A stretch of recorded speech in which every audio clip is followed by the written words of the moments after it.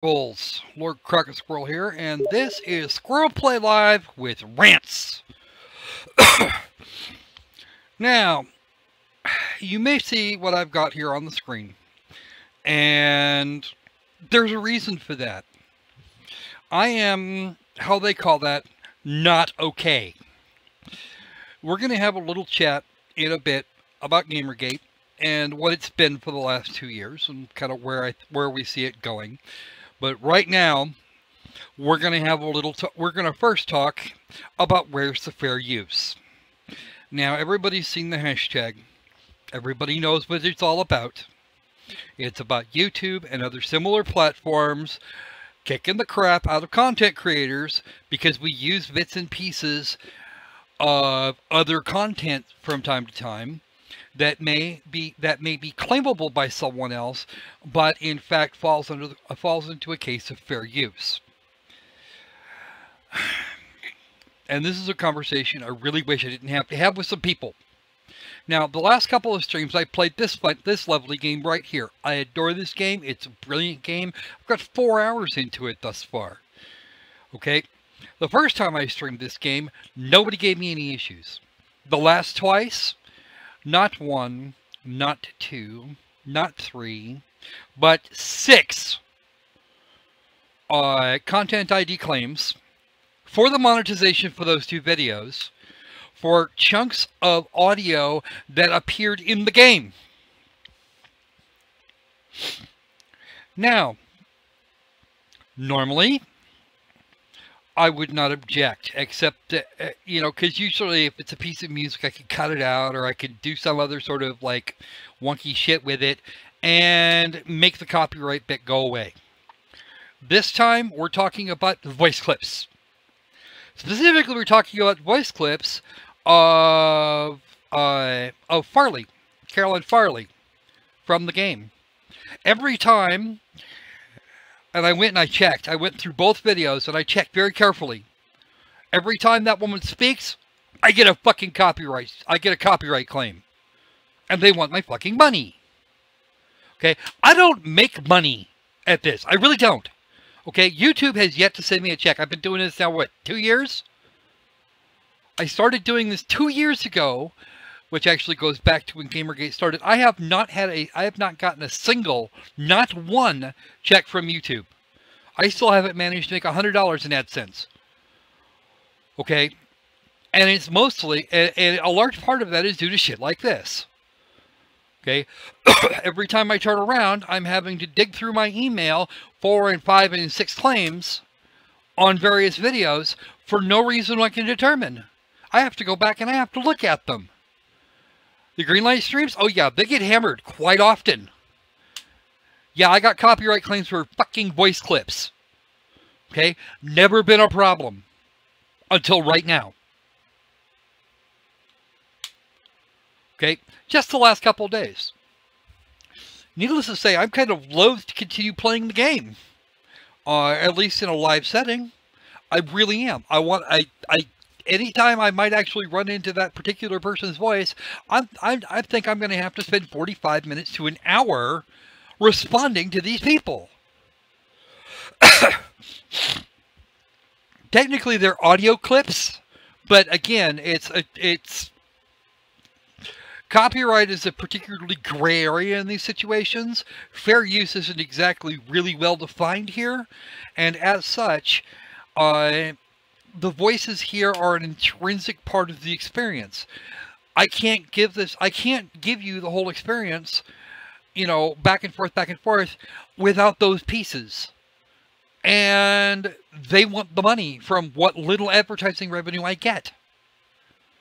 Okay, this is why I didn't want to do AdSense in the first place.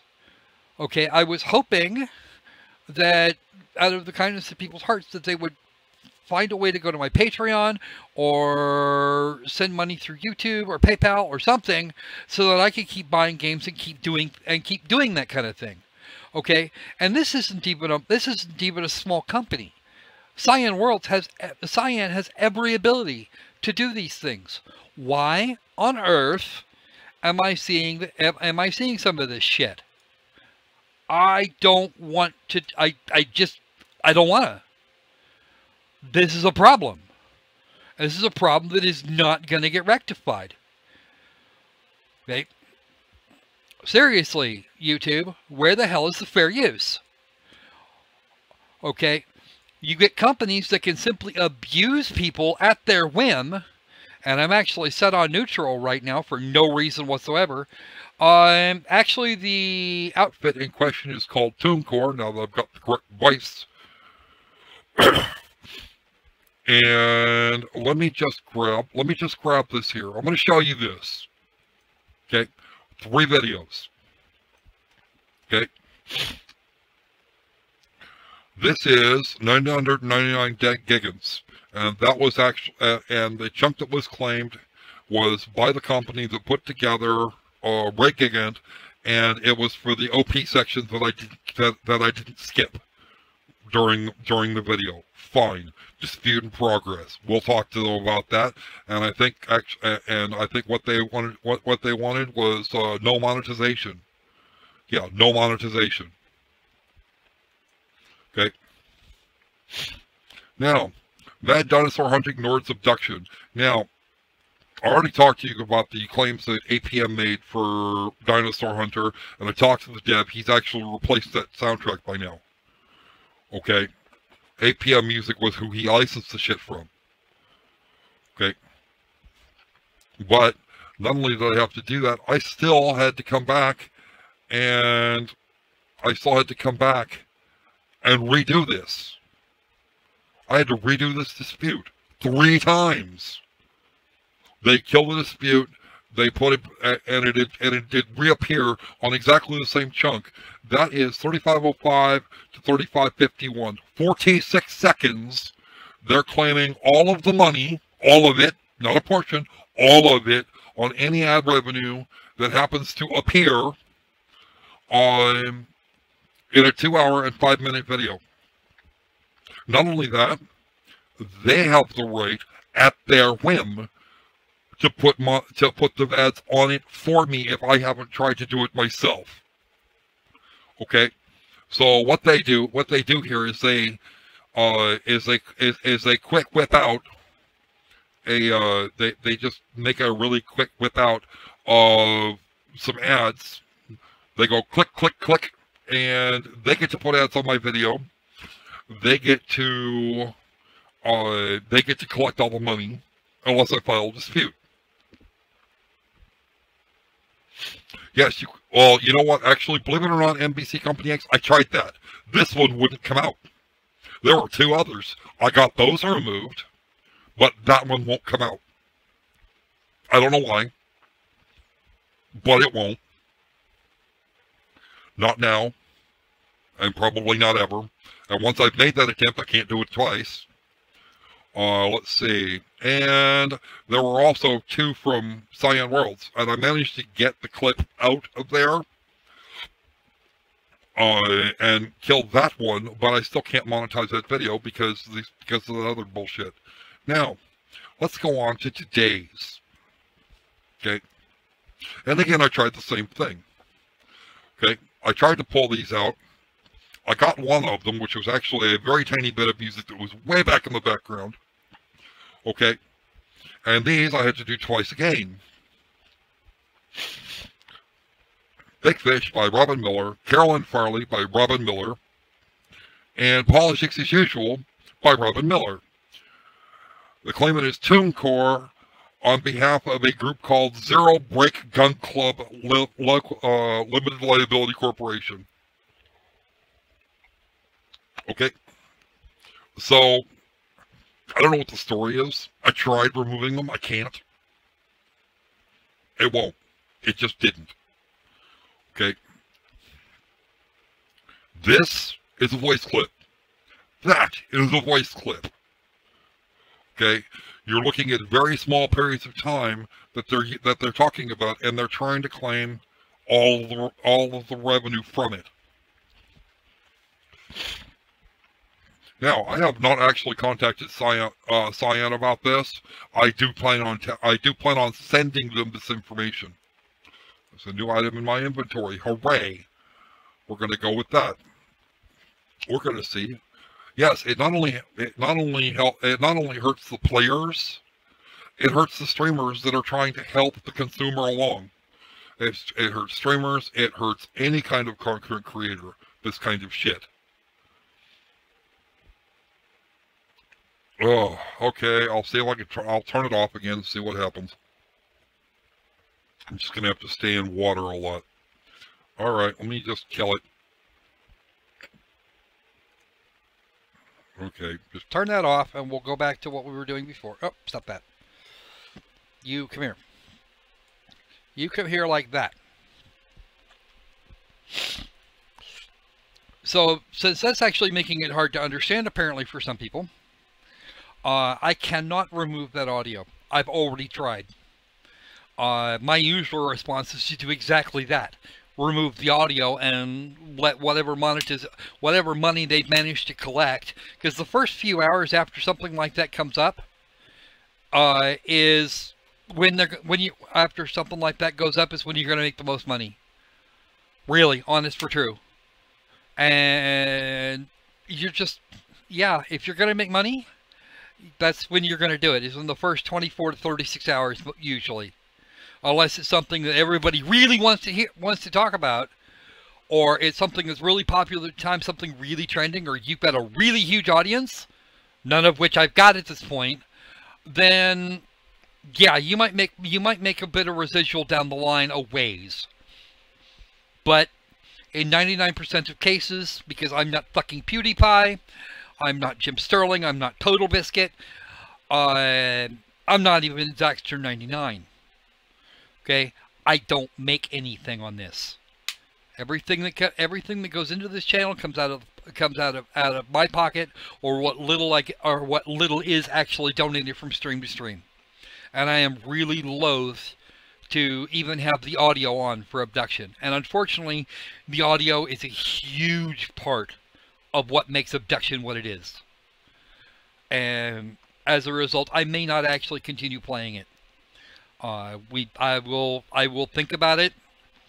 If somebody wants to, if somebody feels like they can help out with that, then that's great. But right now, I'm not making a penny. And there is, I wish. God, he almost looks like one, actually. All right. So, that's that rant done. I am not amused. I refuse to be amused by this. And I hate wasting time. I really do.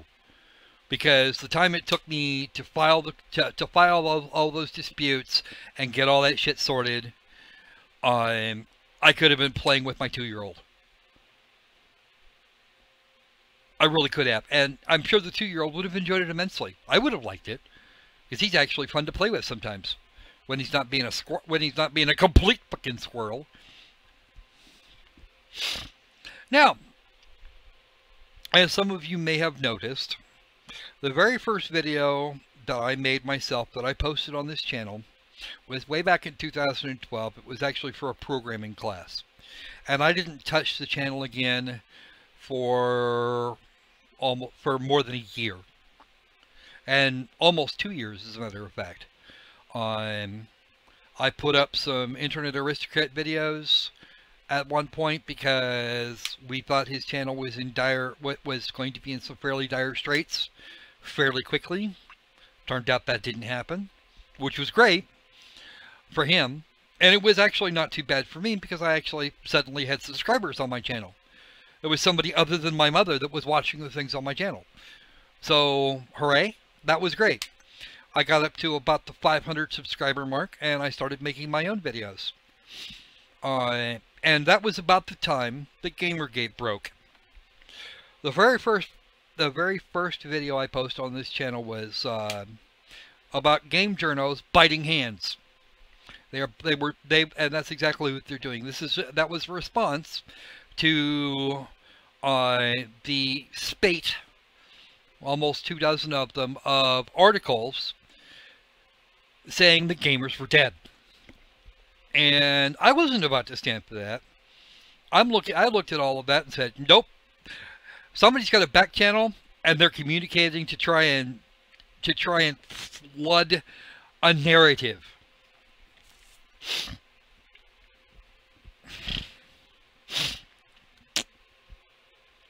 Okay. They were trying to push a narrative, and the narrative was bad for pretty much everybody. Okay. This was also about the time that Anita Sarkeesian dove into this mess, and I made a number of videos at the time. I was actually at one point making for quite a while there, making 3 videos a week, crammed into with my entire rig crammed into an area about 4 feet on a side. Okay, I've got quite a bit more space now. Don't worry about little old me. My chair's crap, but that's okay. I at least have a chair now.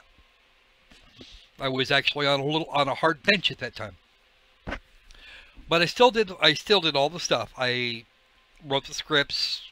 I ran them through text to speech. I did all of that crap in order to try and get word out.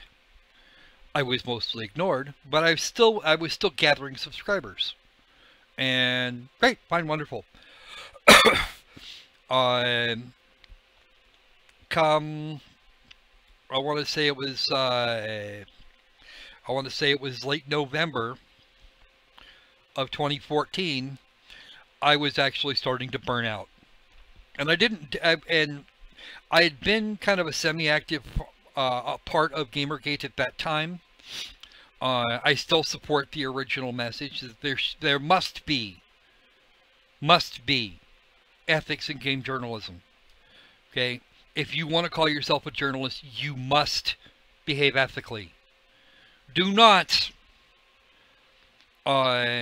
put yourself in a position where you're close enough to somebody where you could be having an actual intimate relationship with them within a week or two, and then go to your bosses and your coworkers and say, "Hey, plug this game." Don't do that. That's a bad thing. Okay? Don't go around biting your audience.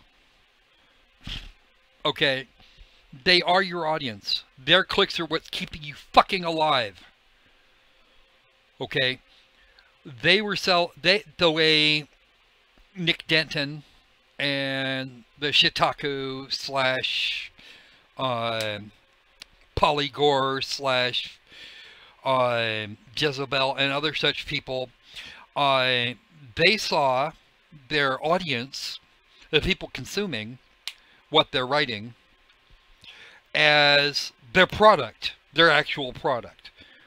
They were selling us to the advertisers, not trying to inform us of what is good and what is not, and why we might want to stay away from some products or even go get some products. No. Their job was to sell our clicks to advertisers. And in my little brain, that is probably the worst attitude to have ever in any form of media. Yeah, okay, you have to be careful. You have to watch your sponsors. You have to make sure that you're not going to be silly. Send me a link to that NBC Company X. But at the same time, you have to give a shit about who you're serving.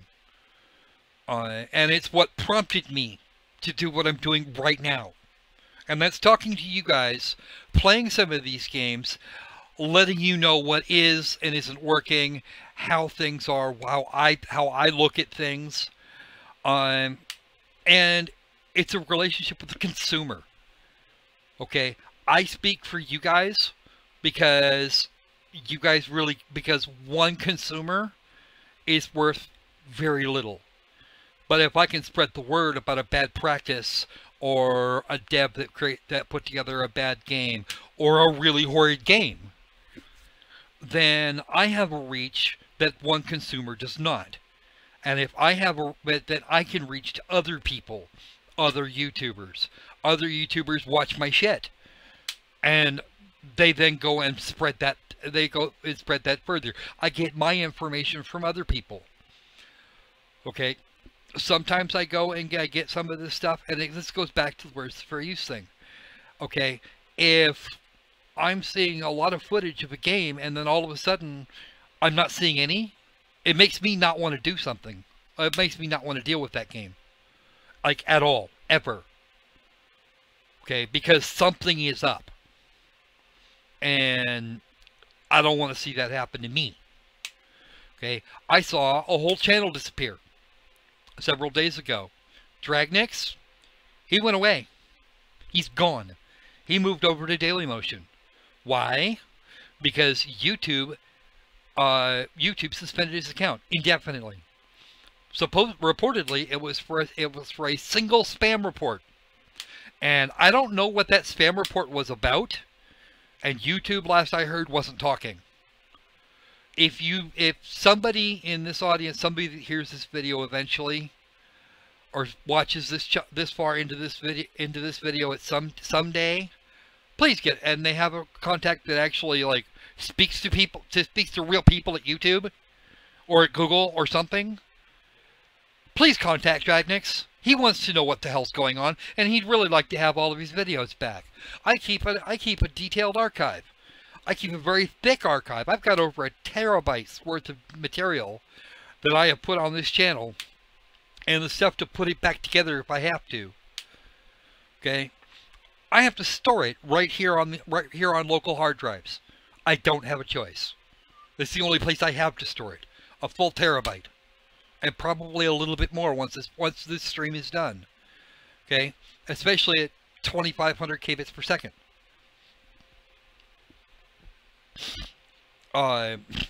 So yeah, I got some problems.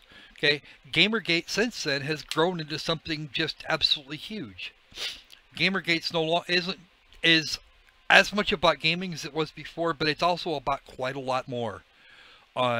The social justice warriors dove into that conversation like white on rice, next to a glass of milk on a paper plate of fucking snowstorm.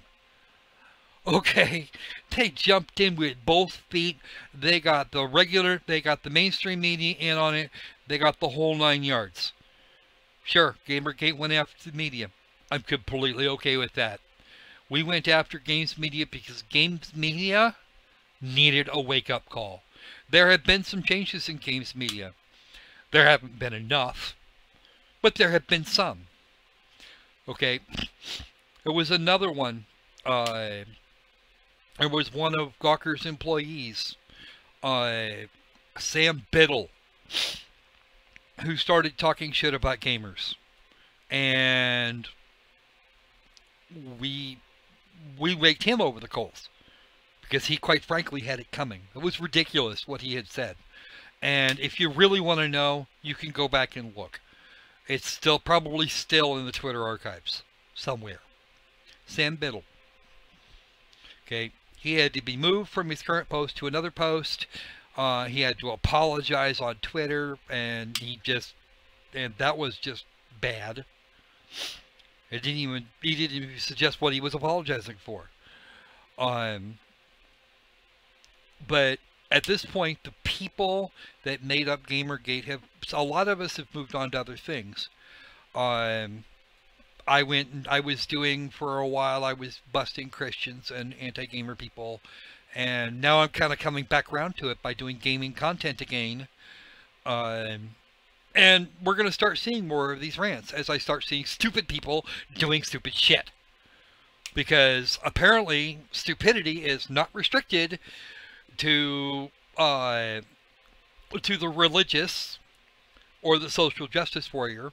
There are some gamers out there that are really horrifyingly stupid, and we're going to get them too, because quite frankly, they have a need for it. They need to get hammered. Okay, there was a guy I saw here not too long ago. What was it? Iron Wolf. Top Hats and Champagne did a thing on him recently. This guy claiming that the Xbox One Scorpio is gonna blow every PC ever made out of the fucking water. And we won't even need PCs anymore because we got the Xbox One Scorpio. No, we won't. We won't need the Xbox One Scorpio, as a matter of fact, because as Microsoft told us at E3, Just about everything that's ever coming out for Xbox One will be available on Windows 10 through the Microsoft Store. I wonder, do I actually even need an Xbone as anything but a museum piece now? I mean, somebody clarify that for me. Okay. Now let's go back on here. Now back to it. The social justice thing got way out of hand. The social justice warriors painted us as being anti-social justice warrior. And eventually, a lot of us took that mantle on. Some of the same voices that were in support of Gamergate way back in the day, a whole 2 years ago today, they're doing anti-social justice. Sargon of Akkad, who was a big voice in Gamergate at the time, Milo Yiannopoulos, who came out in support of Gamergate fairly quickly, and had no apparent interest in gaming prior to that, but was very interested in tweaking the noses of the folks that are so far to the left they could be considered regressive. What's he doing now? What's he doing right now? He's on a world tour, the Dangerous Faggot Tour. Not only is he on that tour, but he's probably one of the he's the one that came up with the hashtag feminism is cancer. He started that. I agree to a large degree. There are some feminists that I'm completely okay with. One of them, Christina Hoff Sommers, lovely lady. She's actually worth listening to from time to time. She's another conservative. But she came out and said, you know what? This isn't about women or hatred of women. If you actually look in to the resume pile that is submitted to game companies for development slots, for development jobs when they come available, okay, the number of women applying for these jobs is about par with the number of women that are actually in these jobs. About 2 to 5%. Most of the developers that are looking for jobs are men. And if women are not applying, women won't get hired. There's really not much more to say on that matter. If you're not applying, we're not going to hire you. We're not going to come to you with it. We're not going to come to you and say, here, have a job. Because that's not the way the world works. It has never worked that way. You want more women in STEM fields? Get more women going to STEM fields.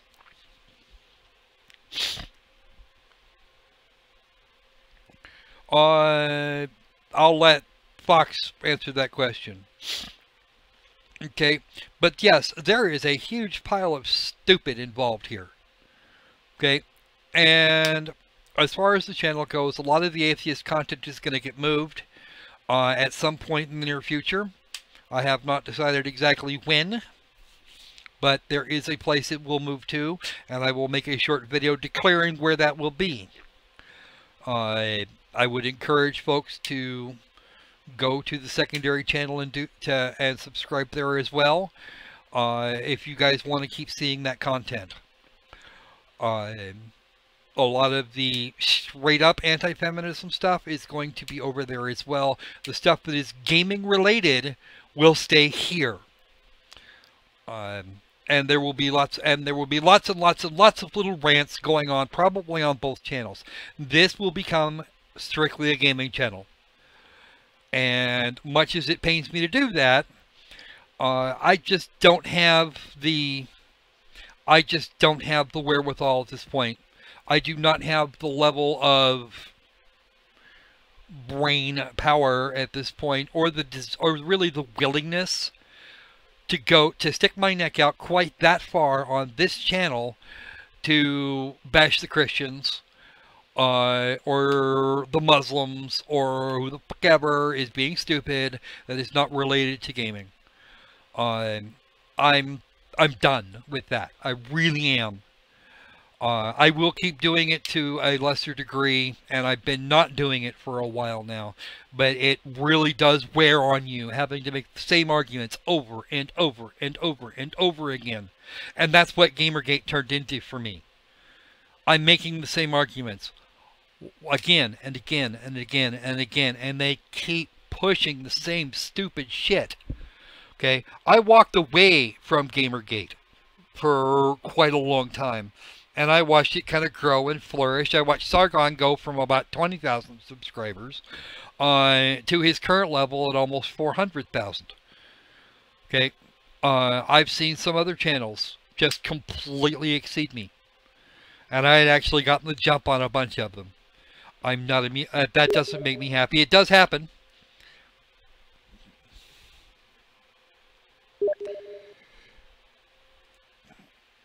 All right.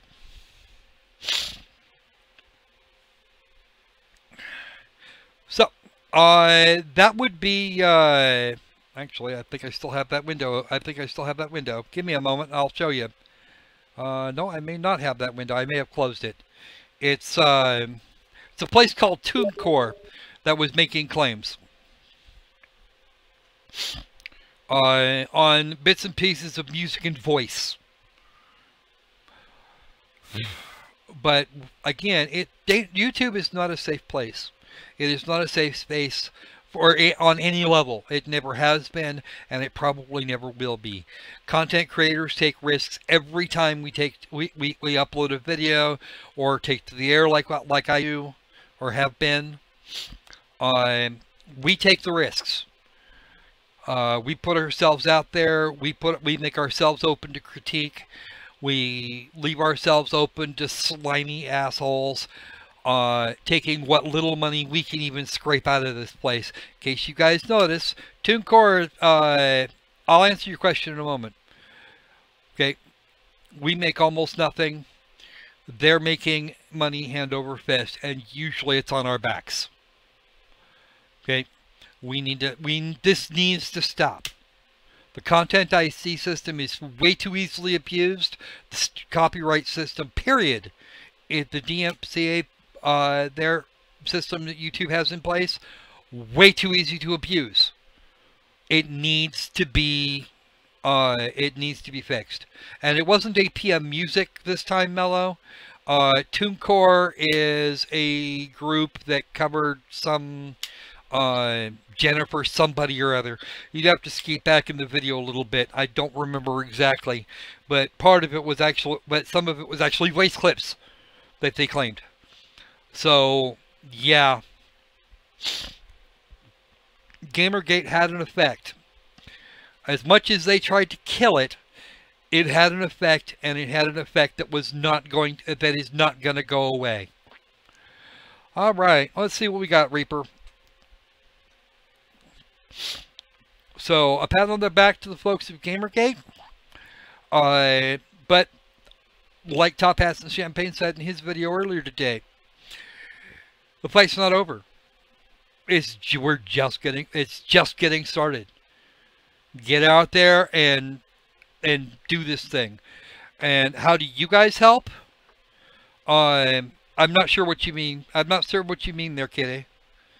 How do you help getting the, how do you help keeping people like me from going under completely financially? Well,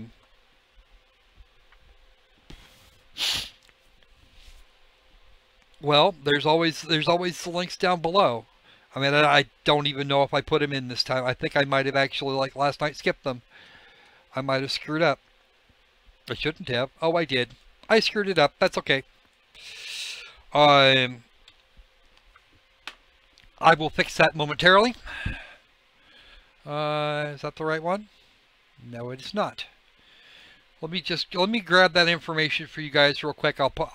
You'll need to refresh, but I'll go ahead and toss those in the bottom. As far as the rest of these things, if you start seeing bullshit going on, then let somebody know. Let me know. Tell other YouTubers. put notes in the abuse of copyright strikes. Probably the only way we're going to be able to do that is for people like Jim Sterling and the Bible Reloaded to actually win lawsuits. Again, we're working for you guys. That's what we do. We work to help you make decisions that are not stupid, or at least are as informed as we can possibly help you to be. Okay? That is the job pretty much of every journalist, whether they like it or not. Okay? Okay, and I'm already running long on this anyway, so let me just kind of wrap this up here. Gamergate did a good job for what it set out to do. But we're not done. Not by a long shot. There's a lot of things here that have a lot to do with trying to silence people, trying to make them less than they are, trying to treat people like they're something other than people. Okay? There aren't many content creators that are actually acting with criminal intent.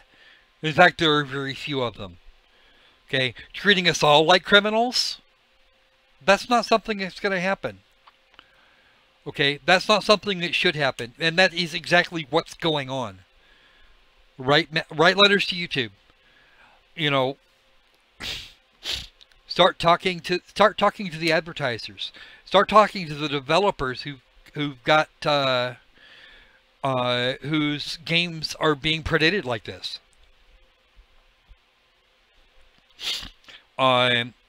Dig out a fucking email address if we can't find one right away. Okay, somebody's got a customer service contact, and this is something that's actually going to go in my review. When I finally do the review for this game, this is something that's going to go in there. Why? Because it's something that it's something that they need to be aware of. And I know these companies, I know these people actually read the reviews. And I know that there are people out there that are waiting for me to do a review on some games that they know I have. Okay.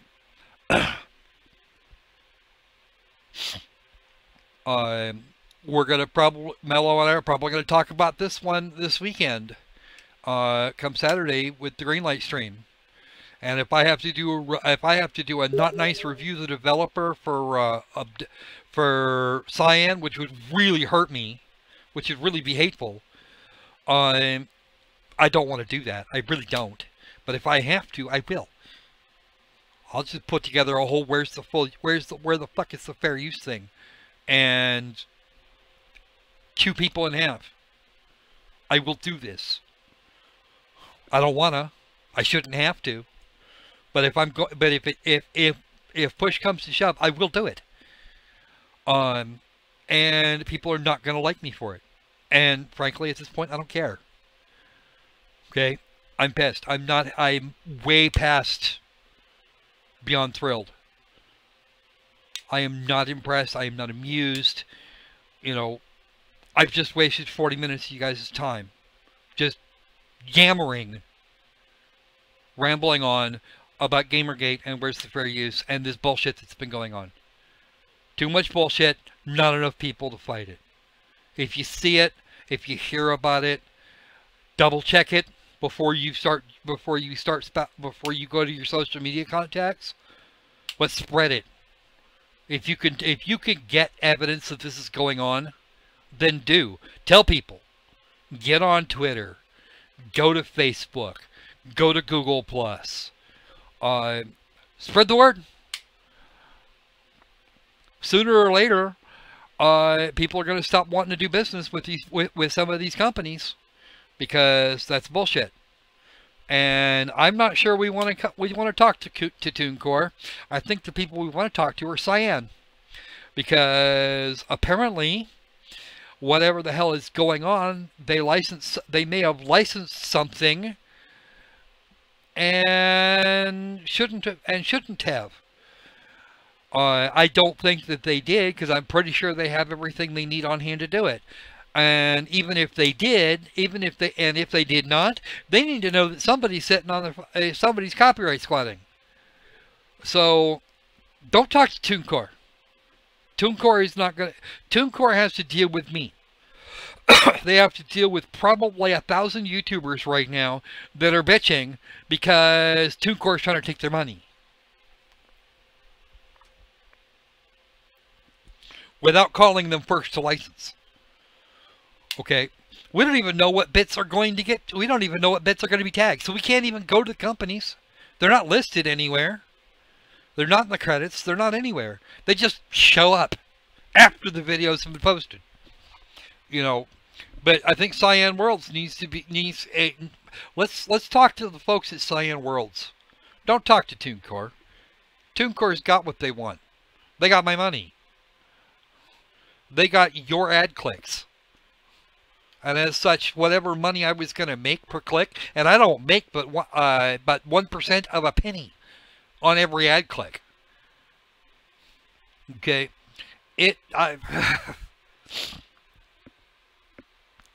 okay, talk to Cyan. Everybody, email Cyan, because I know I know where they live. They live down over here in Spokane, on the other side of the mountains from me. Okay, I expect that we can media inquiries for members of the press only. Ha ha ha ha. They say that in some videos the claims got removed and weren't by Cyan. Yeah, well, that's why we talked to Cyan. Because Cyan can put the pressure on these people to shut the fuck up and stop doing this shit. Okay? Because it's Cyan that was... Cyan that handed these keys out. That handed keys out to folks. It was Cyan that put the damn thing on sale and invited reviews by so doing. Okay, it's got very positive reviews so far, and I am thrilled to no end that it got them. But you know what? Can I have a problem? They still have a problem. Okay,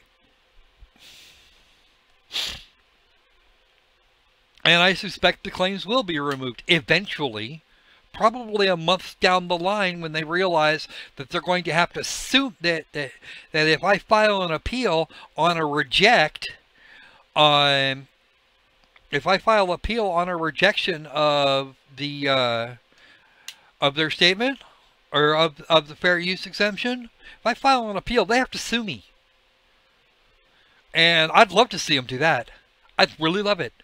They can sue me for damages in the amount that I made on the video, which was exactly nothing, because they took the money. Somebody thinks this is equitable. They're wrong. Okay? Email Cyan. Email the developer if you have an outside source trying to take credit. You hear about it. Email the developer of the game or the publisher. You know, in cases where there was one case in which Activision snagged a part of my E3 coverage. They said I couldn't monetize it. Well, fine, okay, whatever. Don't care. You're not asking for the money, Activision. And Activision is a group that I would expect to ask for the money. But they ignored it when I filed the dispute, and I got and there's ads on it now. I get them. And if anybody clicks on them, I get the money. If you watch a video at the front end of one of my streams for 30 seconds, or at the front end of one of my videos for even 30 seconds, I get something out of it. So it's up to you. What you want to do, that's great. Okay, but in 2 years, I've made probably about $60 grand total, and $30 a year, not a great start. Anyway, keep buying games to get the new hardware that I need. All that stuff, I'm going to need help. I don't have a choice. I have to ask you guys about this. And I keep bugging you about the Patreon and the other such things, because that's what's going on with AdSense. And if I can make enough to keep the bills as far as the channel paid, I'll just shut AdSense down. At that point, I probably wouldn't even need it. I'd like to go I'd like to do this full time. I would really love to. and I'm already working full-time on a bunch of the stuff. But this is what I do now. This is the one thing that I can do, as badly disabled as I am now. And, you know, I love talking to you guys. I love hanging out with you. I love doing these things. I like playing the games with you. But sooner or later, my wife's going to kick my ass. And I'm going to deserve it. All right. So, that's enough of me, I think, yammering on about nothing. I've already spent about 20 minutes longer than I intended to do that. So, how about we get to some games, folks? This is going to be the Frying the Potato edition, and we are going to see, between the two games that I have on hand, that I had scheduled for tonight, whether or not I can fry my potato completely trying to play them. So what do you guys think? I have Deus Ex Mankind Divided, and I have the Turing Test. Now, I did take a little bit of time, and I played through the first chapter of the Turing Test to kind of make sure that it wasn't going to fry the machine completely. I have seen a little bit of footage on it, and I did actually take footage of my first playthrough.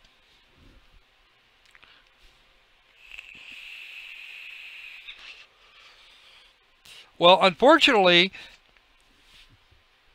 actually, I think I was gonna play Rodina for a little bit for you yesterday, Fox. See, I've only got 2 for tomorrow. If I'm not gonna do abduction, we could probably do it tomorrow if you want, or maybe if we've got some time, I'll do it tonight.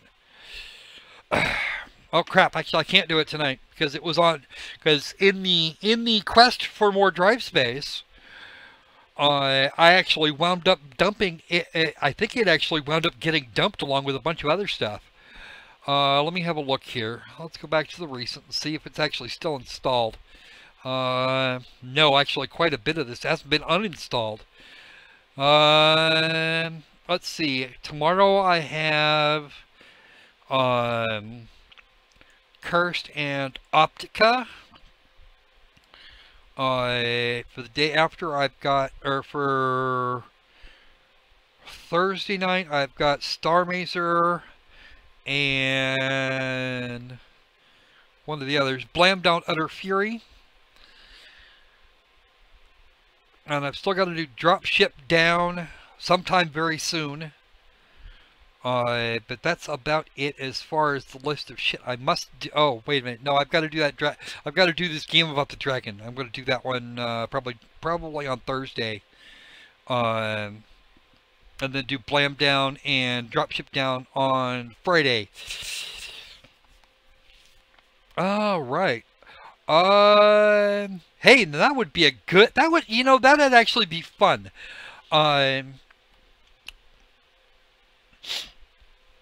He wants criticism on it. Well, okay, Mello. On a more positive note, the dev contacted you, wanting us to check out their game on Greenlight, and are wanting criticism on it. You know what? I'm completely down with that. Let's make sure it's on the list. I'll tell you what, Fox. If you know you're going to have a day where you're going to be able to see it, send me a note on Steam, and I will make sure I get it on the. I will make sure that I get it on the schedule. How's that sound? Let me just check on a couple of things here.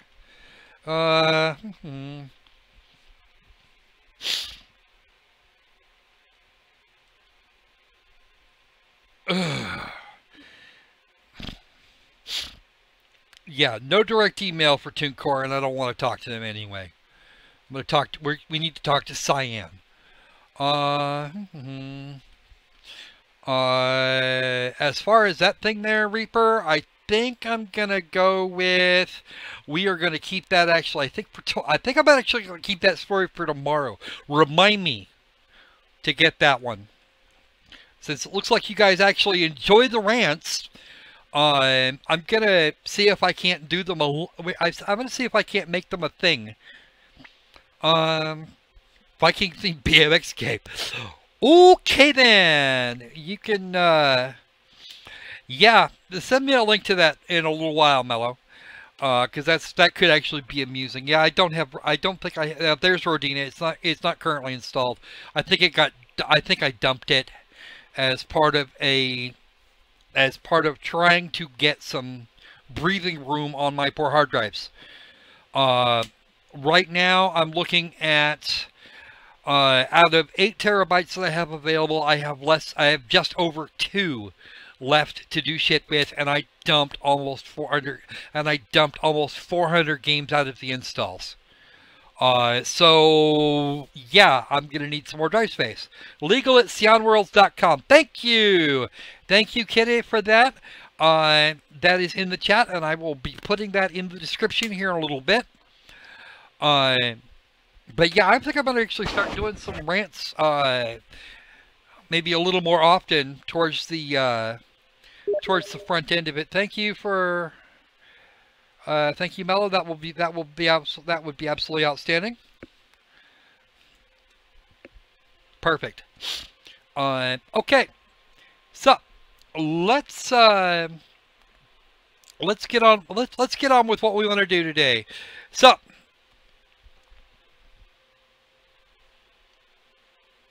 copyright. Okay, yeah. Yeah, Reaper, do me a favor and do some digging on those folks. Okay. Now we're going to show you guys kind of the back channel that goes on with some of these things. I kind of get the information in and make little assignments to some people that are actually good, that are actually better than I am at finding some information out. Okay. So, do we want what do we want first? Do we want Deus Ex Mankind Divided or the Turing Test? Because we're going to play them both. Yep. We're actually just talking about, we're getting ready to do the games. We've got Deus Ex Mankind Divided and the Turing Test. And I've got some choices for you.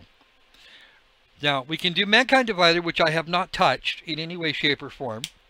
Aside from the amount of time I spent yesterday showing you guys what the hell I was bitching about. Okay, Yamas is voting for the Turing Test, which is this fun creature right here. We are Ava Turing. As you can see, I've actually unlocked 2 of the achievements. Yes, Kitty is the queen of research, and I'm going to go ahead and add that. I'm going to go ahead and add this. I've got to add the store page links here. For what? Yes, I know. Click. Stop being a pain. Okay, let me just do this here real quick. All right, and zip back here. Just get back there. Do what I tell you. All right, Deus Ex Mankind Divided, a store page. Right there. And we're just going to skip forward here, maybe. Back to that. And I'm also going to leave the thing here, that address at the fold. It's legal at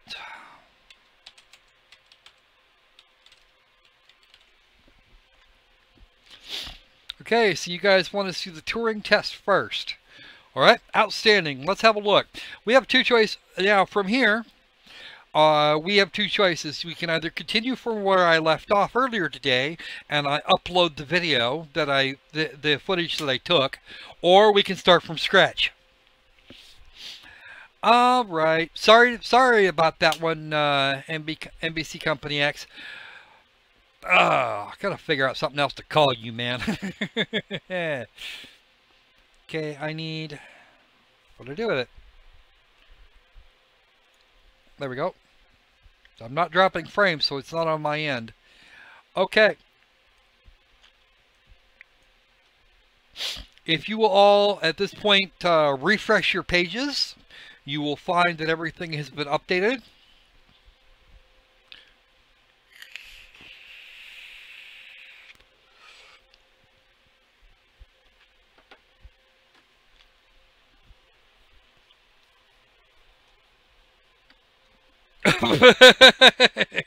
No, let's not say we did. Don't do that. Don't do that to him, man. You don't. Oh, man. If I was him, I'd be smacking you about now, Mello. Don't do that. Besides, what do I call BMC? What do I call those individuals, individuals, at BMC Studios? I couldn't very well call them BMC, and I certainly don't want to call them Studios because they don't even really qualify. Except that they have like 1,000,006 games that they're trying to push on us. A bunch of shit. Okay, so let me go back to my live control room so I can actually see what's going on. All right. So, do you want to continue from the start of Chapter 2, or do you want to see me run through Chapter 1 again? The prologue in Chapter 1. Those are your choices.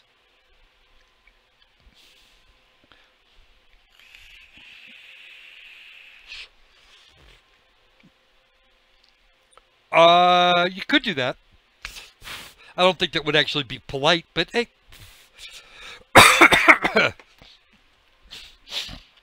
Well, you might as well just write that one out, Reaper. Jeez. You want to call them big motherfucking cunts and just do it. Damn. Not that I disagree, but still. Okay, first off, first thing I'm going to do is unhook that. Don't need it tonight. Alright. So, let us fire up the Turing test, but before we do, I'm going to show you our nice light. I'm going to show you tonight's image, and I forget exactly who it was that did that. I think. Hold on. Let me. It's actually on the file name, believe it or not. This is Spatial Cat by Sugan, whoever Sugan is, and wherever it was found. Don't be afraid of the bot. The bot is actually not set up to do to be completely obnoxious at people that that say things that are quite that rude. Besides, we're streaming at midnight. We're not really going to pick up all that many children. Or excuse me, we're starting at midnight on the left coast. Even we're not going to see. Yeah, clears anybody? Oh yeah. So yeah, here's our kitty. Here is our kitty for the night. All right. So the Turing test. And yes, we're going to play the Turing test. We actually have an option to play the Turing test prototype, which might even be more fun. Okay, this game here does actually test the both this one and Deus Ex: Mankind Divided were published by Square Enix. However, as far as Square Enix is concerned, click, shut up. Go on. Just poof. Be gone.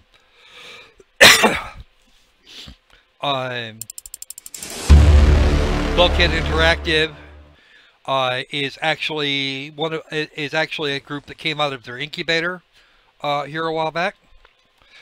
They actually successfully pitched this project to the rest of the folks that are part of that group. That Square Enix group, I myself am a member. I have not ever submitted anything. The Square Enix then helps them crowdfund, get their shit developed, and publishes it for them.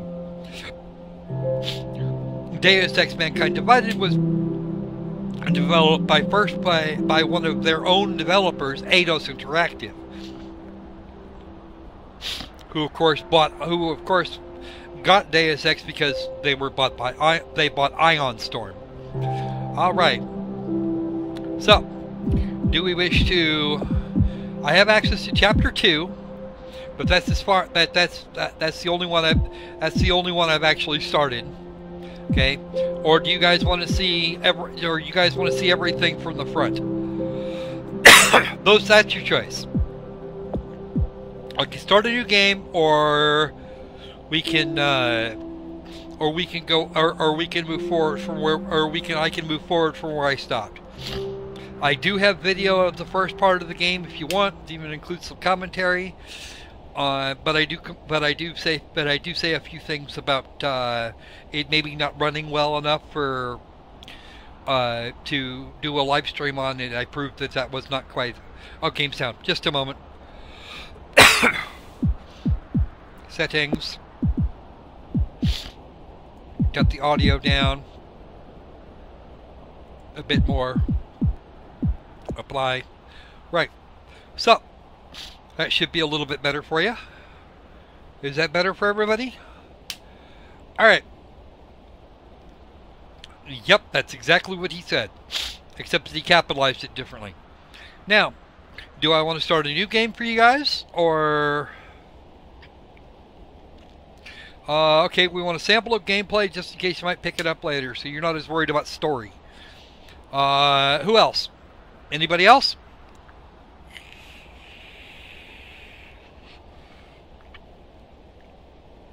Okay, Reaper says jump in.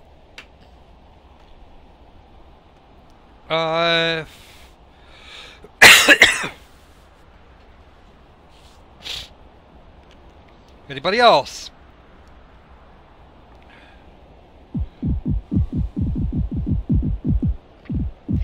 Alright, catch you up later, Mello.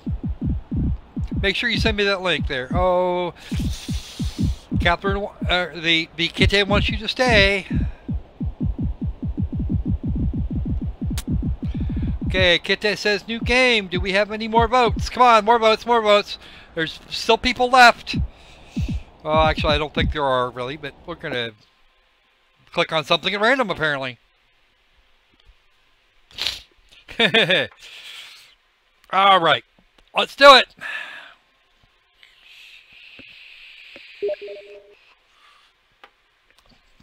Yes, yes, the kid says new game. So we're going to start from the beginning apparently, because I was being silly and clicked things. So let's have a look around. We're going to start out on the Fortuna at Wake Up. There are a few questions I have for the developers.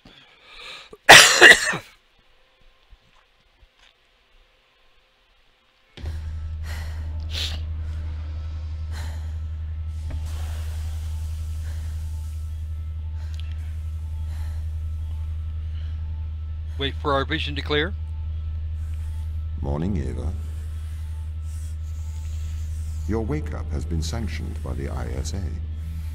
We lost contact with the ground crew 450 hours ago. We have tried to establish further communications, but we are not getting any responses.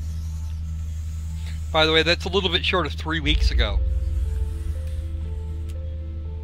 We need you to investigate. Okay, doesn't it make sense to do visual checks first? We have already looked at the data. The ISA has made the executive decision that you report to the surface post-haste. You are our emergency response. What exactly is the emergency? The ground crew found an organism the ISA believed to be dangerous. We need to re-establish communication. Okay, fair enough. Now, I want to know something. First off, where are my goddamn feet? I don't have feet, but I do have a spacesuit on, because I can see my hands. You look out here, see, there's Jupiter, and if you look really close over there, that's Europa. Now this is on the medium settings, and it still looks gorgeous. You almost believe you were there. Okay, these were our vital signs until just a moment ago. Of course, that's all fuzzy because on medium. I could run this. I actually did get it running for a short time on Ultra, but it was a very near thing. Okay. Mikhail Tokarev. He was awakened December the 24th, 2443. Sarah Brooke. Same date. User error. Pod malfunction. 2250, May 12th. No idea who that was. Not sure I want to. Let's see. Chris McLean. And he got woke up at the same time those other two did down there. So that guy died. He's dead. And each one of them has their own little decorations. He's got a Canadian flag. So does that guy. Okay. Sochi Yui. Or some Japanese looking dude. Okay. Got a microscope in there. He's actually an exobiologist. Yes, I know. Blinky, blinky, blinky, blinky arrows. I know where you want me to go, Tom. I'm just not going yet. There's the doc. And he's got medication cabinets and stuff. And there's some samples and another microscope and a little thing there. That's actually for her vital signs. That's been empty for a long time. So at the earliest, it is now May 12th, 2250. See, fun stuff. Okay, so that's 6. The Fortuna has space for up to 12, for a crew of up to 12, and apparently we're the only person on board. This is the crew lobby. This is a thing we can go through, a bunch of hexadecimal code. If anybody ever entered all of that shit into a computer, we'd probably have some sort of a message, but I don't have that much patience at the moment. And we can focus or not on a thing.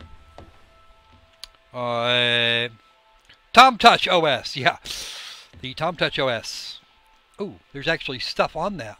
Here, let's just pick that up here real quick.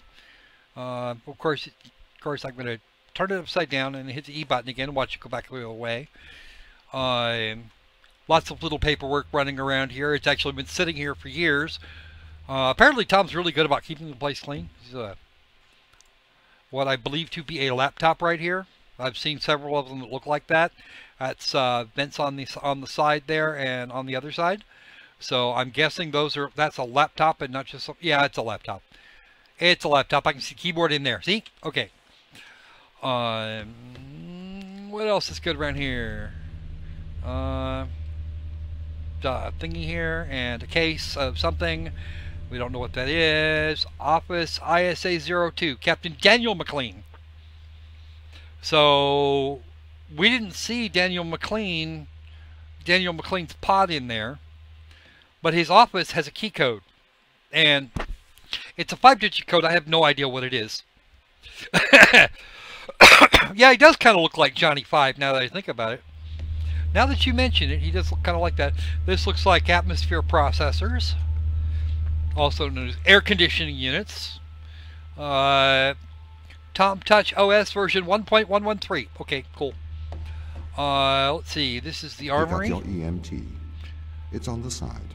On the side. So you've got a side. Which side is the question? Apparently not this side, because that's the manual for the EMT. It does me no good because I can't actually read the freaking thing. They probably wouldn't want me spending an hour in here flipping through it anyway. Now that suit looks really good. That is very nice detail. Even with the even on medium, that actually looks most excellent. And it's even got a hole where the neck's supposed to be. You see helmet and the gloves and the thing, and yeah, that's actually neat shit. That's probably the suit for the other for the passenger that or for the crewman that died. Oh, okay. It's on the side with the blinky green arrows. Damn it, Tom! I hate you now. Okay, we are going to take a lander to Europa. What if I don't want to the docking station? What if I don't wanna? I don't want to go, Tom. I want to check and see if there's anything of any interest up here first. Because you're just kind of running me out the door. I just got up. I haven't even had my fucking coffee. I mean, come on. There's the ISA flag. Here's another one of those laptops, only this one is open. See? Looks exactly the same. Complete with the vents on the sides. Okay. What are those? I can't pick that up, though. Okay. That turns out to be her emails from right before she went to sleep. We got the flashlight of LED-ness, which is actually kind of modeled right in. I don't actually like that, but it's not enough for me to want to bitch about, so I'm not gonna. Speaking of hex input, back in the day, ZX Spectrum magazine had a 3-page hex program that claimed to increase the memory of our computer from 48 to 128K. And you know what? Yeah. Just when we ran it, just a flashing screen with the words April Fools on it. Yeah, that would follow. I would not be surprised at that at all. These here are kind of faceted, but they don't appear to have spent a lot of time kind of doing the smoothing there. But that could just as easily be because I'm doing this in puss mode because I don't want my computer dying. Right now it's running on at 81 degrees C, which is about par for a game that's for a modern game that's reasonably well optimized. Okay, what do we got here? This is Ava's emails to Ava. Okay, now to Ava Turing at isa.internal from Technical Operations Machine at isa.internal.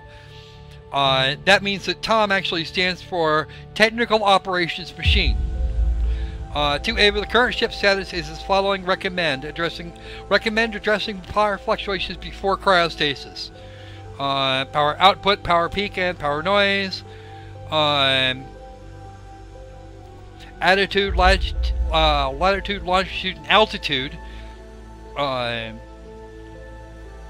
Which would actually not be a low orbit, it would be a geosync orbit, or geostationary orbit.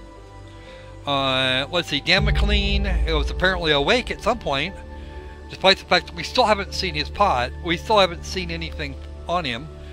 She says, "Hey Dan," I'm about to initiate my cryostasis. Just let Tom know if you guys need me. Hopefully there'll be no need to wake me. Guess I'll hear from you as soon as I wake up, which may be a long time for you guys.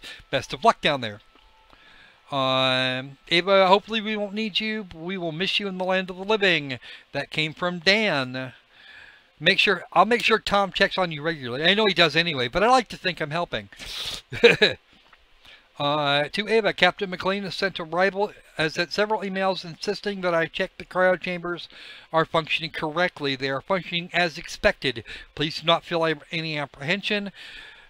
Captain McLean has been informed. Thank you, Tom. I'm not worried. And now this last one here is her sending a note off to ground control that she's going into cryostasis for a period of 10 years. So that's the end of that. Those are her emails right before she went to bed, because emails when going to bed are a good thing. Okay.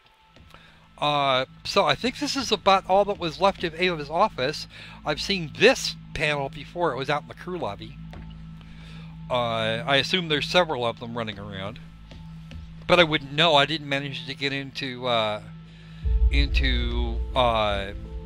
the skipper's office, so there's no way for me to know. If I ever find out what the code to that is, I'm actually going to start this game and try and get in there.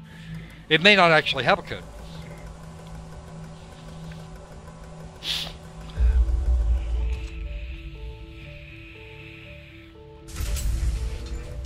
Oh. Herpy derpy derpy derpy derpy derpy derpy derp. Come on, Ava. Climb down there all in your little lonesome. No, I do not have control during that period. Okay, so there's your chair. Can I sit in the chair? Can I sit in the chair? You let me sit in the chair? No, no, it's probably not out far enough. Nope. Can't use the chair. My mouse doesn't work for anything either at the moment. I'm just kind of sweeping around. This place actually looks really pretty. What's the ship's status? I have performed the necessary checks. The Europa lander is ready to launch.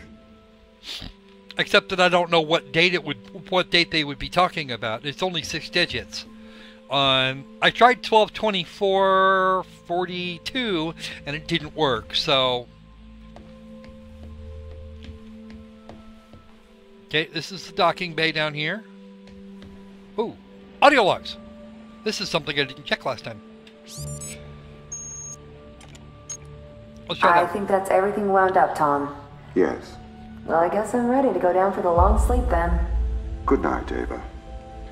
I will miss your assistance. The ship will be very quiet without you here. Night. See you when I wake up, Tom. Residuals before nulling, -02, -04, -01. X and Z null to 0. Looking good. Okay, good. Horizon check right on time. How's things, Christopher? Good. I am go for powered descent. I can confirm. You are go for powered descent. Roger that. I am running the PDI program. 80-degree delta pitch to 88 degrees absolute. Braking procedure. Engine 1 ignition. Engine burn. Suppressing 400 alarm. Balance. Let's have a look at audio log 3. The landers are ready. Good. Thanks, Tom. You okay now, Sarah? Yeah, I think so. Thank you, Daniel. I've done this before. I'm sure you'll be fine. It's just another 10 years of my life. Wow, she sounds really excited. The landers are ready. Good. God damn it. Okay, so that's it. That's it for those.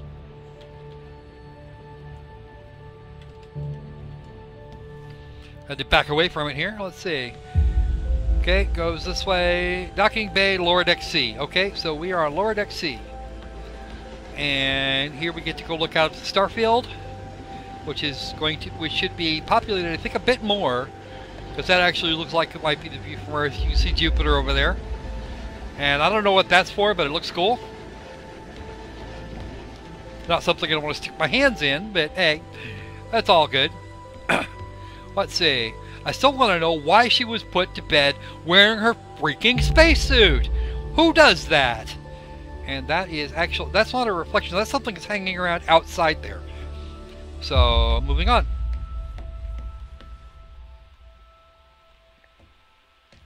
Pretty.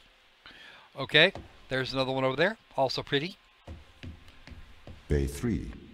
Okay, well, you want me in Docking Bay 3. So I'm going to go to Docking Bay 1 first. I want to look around in here for a second. See if there's anything worth taking on. Nope.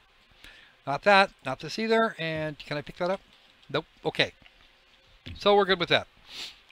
Check it out. That is the surface of Europa, where it's supposed to be. This is where the vehicles were. This is where the landing vehicles were launched from. And here is Docking Bay 2. Outstanding. Let's go look. It's looks pretty much the same, except without clutter. And that looks like it's actually the same, just the next bit over here. These pictures were probably, those are probably mock-ups made from pictures of that were taken by Cassini. Okay, there's our pod. We're not going there yet. We'll go there in a minute. See, this was probably also taken by Cassini at some range, because I think Cassini actually did get that close to Europa at one point. So, okay, nothing over here, nothing under there. This looks pretty simple for. I can imagine why they would make landers this size, if only because you could pack enough for. You could pack enough for a powered descent and a powered ascent without actually taking up a lot of space in here, because the gravity's not going to be nearly what it is on Earth. You wouldn't need that much in terms of fuel, but at the same time, it would go to give you quite a bit of space, savings in terms of space, and that's what they actually look like.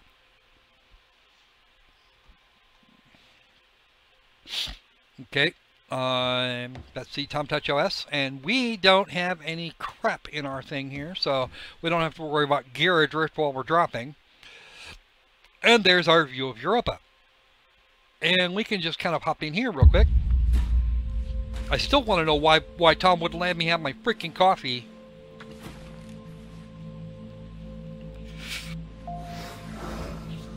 All right. Retro? Go. Fido? Go. Guidance? Go. Ecom. Control? Go. Telcom? Go. Then we are go for launch initiating. Zeppelin.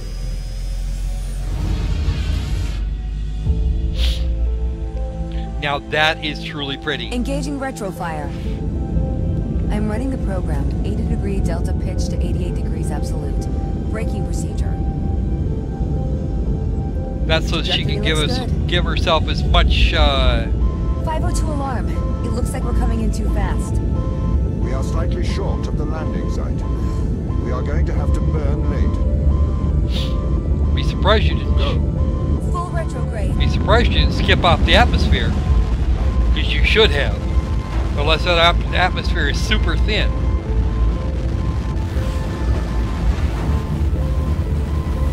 Ashiyama Industries looks like built most of this stuff, but it'll be a Japanese corporation. We should keep an eye out on the off chance that something that they were doing is actually causing this, because aliens.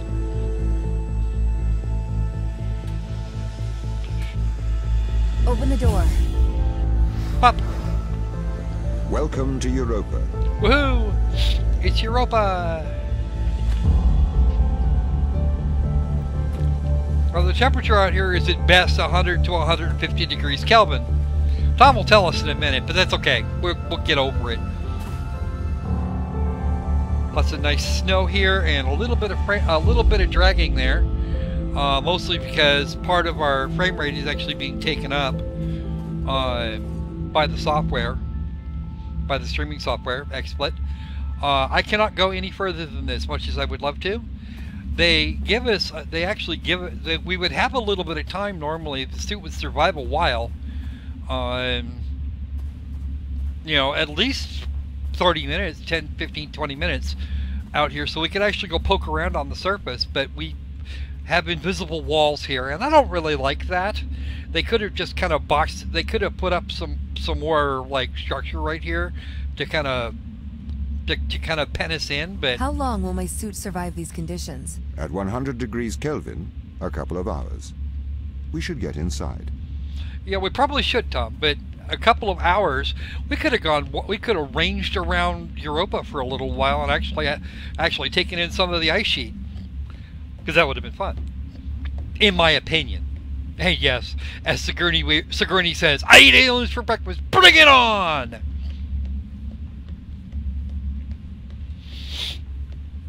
Now, the Turing test, I'm going to tell you now, the Turing test does a few things that Portal did that I really liked. They start simple and they make it more complex every time. They throw new things at you in a fairly predictable fashion, and you have to master one thing before you can move on to the next thing.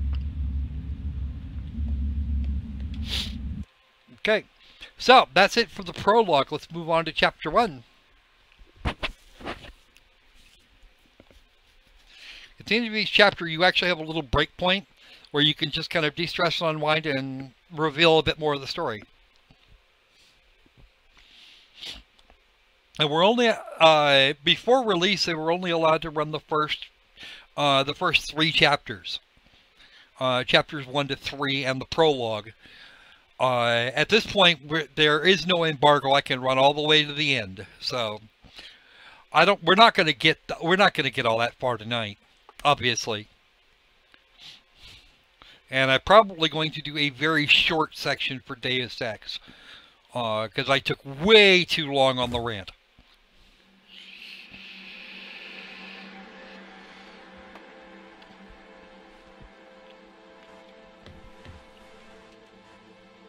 Okay, little dials. Look, it's a decontamination field. Woohoo! The base has changed. What do you mean?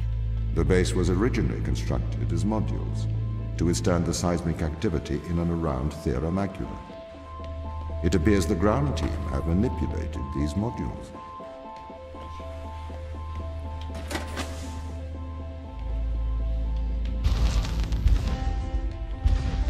The base was built initially by machines.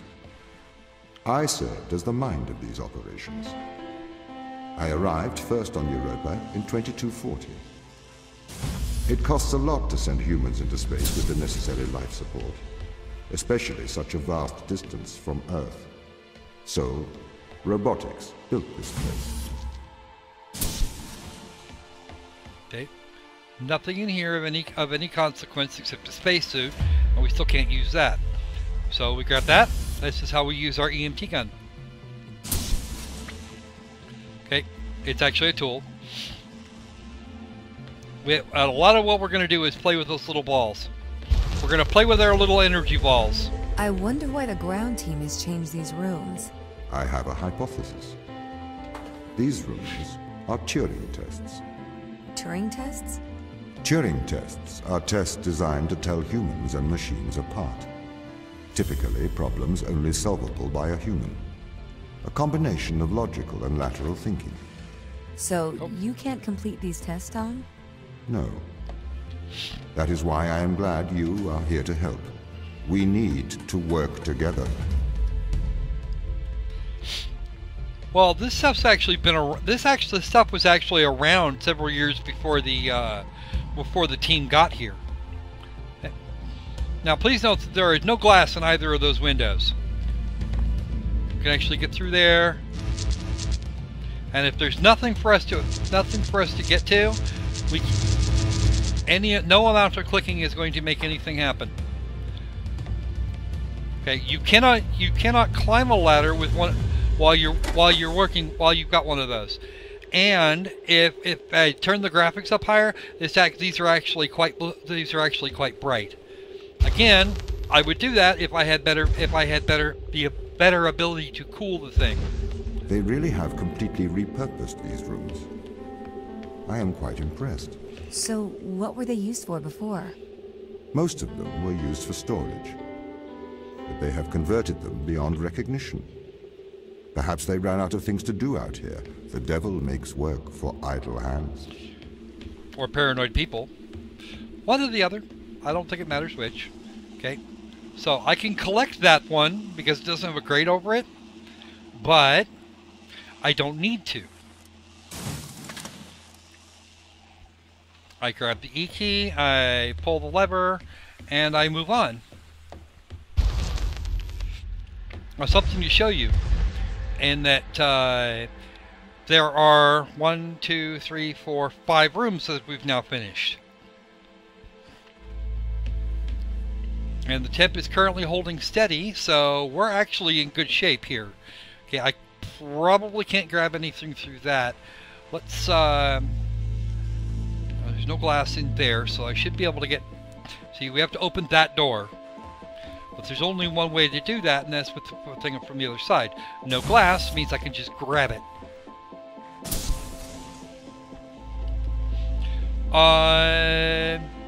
She is, in fact, wearing a protective suit. Not that I think she would need to inside the base. Do you know the ground team's location? The crew are deeper inside the base, it seems. They must be trying to survive. Can you find their precise location? I'm afraid not. I am working to regain control. Though I once had complete control of this base, a lot has changed in the past 500 hours.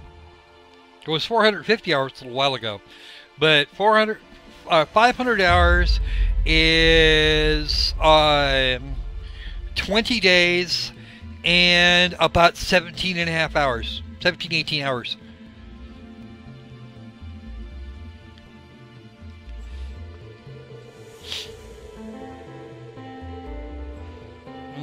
Actually closer to 19. It's like 0.8333 repeating. I actually got the calculator out and checked that. Okay, so I have to open that door, presumably so I can get up there. Let's do this. Okay. Now, I already know that I'm going to need to do a thing here. Well, crap. That's going to go there. I'm going to pick that up. Drop that in there.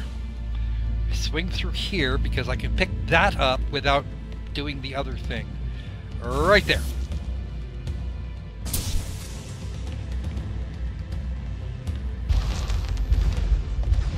So if this base is managed by you, why can't you find the crew? The base's communication array is malfunctioning. Oh look, what's up here?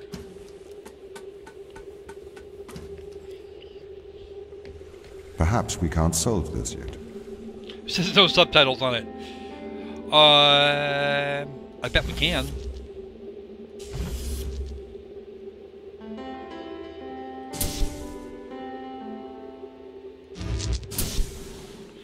Just like so. Yes, I already knew what that was. I brute forced it. I did a brute force approach earlier. Let's see. And Minos Brook. December the 24th of 2246. There was no Minos Brook on the crew manifest, but this is 3 years to the day after they all woke up from stasis, which suggests that something went on down here, and that at least somebody was playing Park the Porpoise. That would be my guess. The child born on Europa, and the size of this suggests a very small child.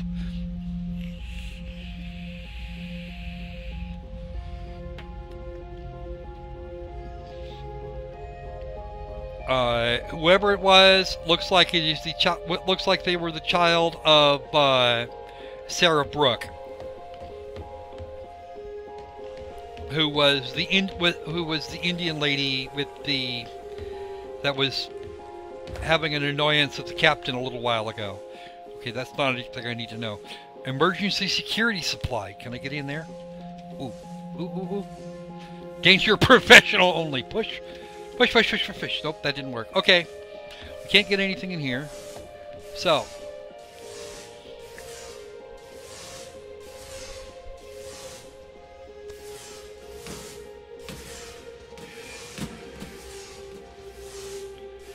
Okay.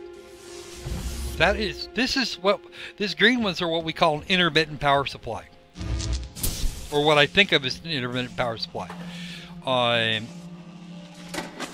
They provide power intermittently, as you can see.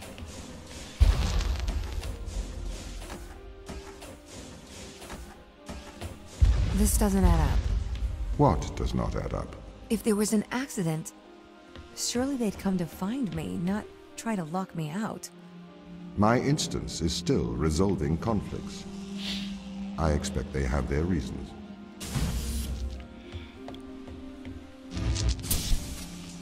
Okay. We'll do a thing here. That's providing power for that. And now I need to move this that way.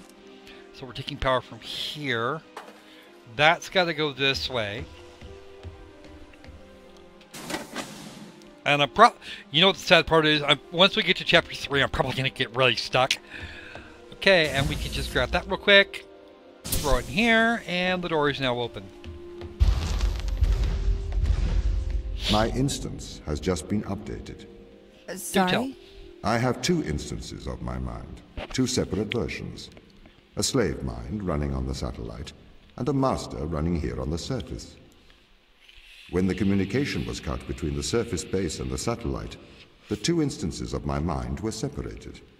So, during all this time, all of my knowledge divided into 2 separate branches. That makes I you 2 continue people? to learn No. on the satellite, and I continue to learn on the surface. I am trying to merge the knowledge to create a timeline of what's happened here. But there are incongruities between these memories, conflicts. Okay. What's in here? Nada. This goes to there. And if I take that out, I'm gonna need to have another power source in here. So let's have a look over there. That goes around to there. So if I switch this.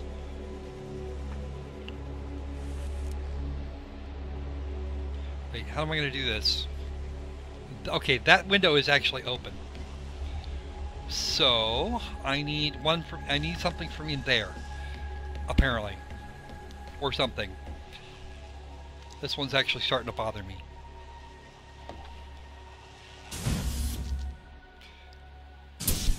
That door is closed. E, pull. That gets the door back open. Turn back. Zap. Got that. this here. Switch up. Okay, take this, which leaves that door open. And I need 2 for here. Pop. Pop! All done. Okay, sorry about that one, it took a second. Oh, like that's not going to be freaking obvious. I gotta get up there. Fine.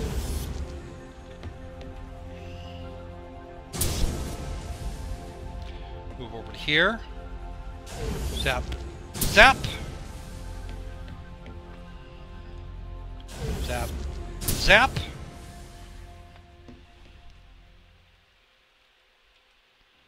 And zap. There. Pop that in here. And I'm done. And this is the end of Chapter 1. This is the command center. You can check on the crew status from here. And maybe learn a few things about them. Okay, so let's go up here and have a look. The Europa landing bay. Status compromised, transfer material unknown, crew transfers unknown, signal interrupted. Thousands of tons of resources shipped to Europa through an interplanetary network. Which means the Mars team had a hand in that. We'll look at that in a minute. That's the way to Chapter 2. Okay, what do we got down here? This looks like a supply list. A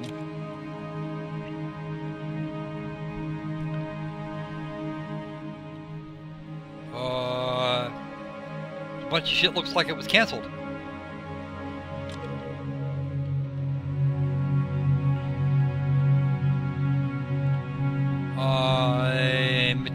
A lot of the materials look like they've arrived, but some of it was but a good chunk of it was canceled.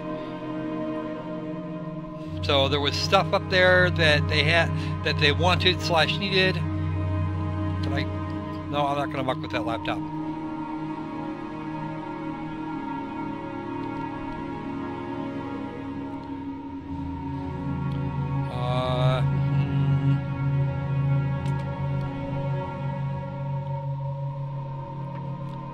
So that's a lot of stuff that apparently got shipped off. Ooh, there's some more audio logs. Man, these don't work. Lost signal. So there's that's the security cameras. Let's have a look at these audio logs. Sure. Tom, start recording. I am always recording, Daniel. The day is January the 6th. My watch says it's 2:30 on Earth. Here we are, members of the human race, standing on Jupiter's moon Europa. I am Captain Daniel McLean. I'm joined here by the rest of my team. It is our intention to make this moon our home and investigate life on this planet. Man's curiosity and appetite for discovery will continue to change our world for the better. Inspiring. And might I add my congratulations to you all. Right. Yeah, very inspiring. Sounds like somebody actually wrote your speech. It is. Beautiful, isn't it? What makes this one more remarkable than the others? The way it attaches itself to other organisms. Its behavior is very abnormal. It seems to form a symbiotic relationship with most life forms. How do you mean? Do you want me to dumb it down? I know what it means. What does it do? It attaches itself to almost anything living, but it's not parasitic. It's quite alien. We're trying to figure out what effects it has on life forms. Mikhail, you seem distant. Do I? Yes. What's wrong? What's wrong, Mikhail? Mikhail, what's wrong? Are you listening, Mikhail? Are you able to hear?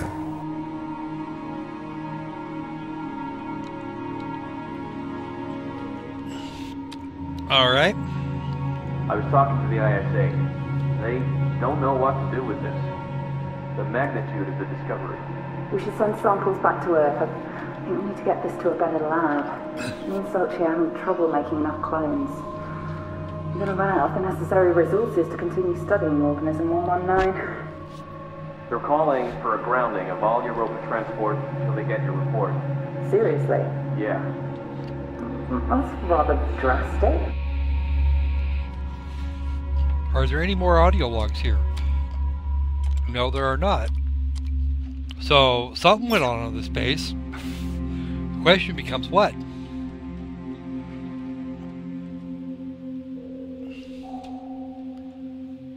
Why am I stuck?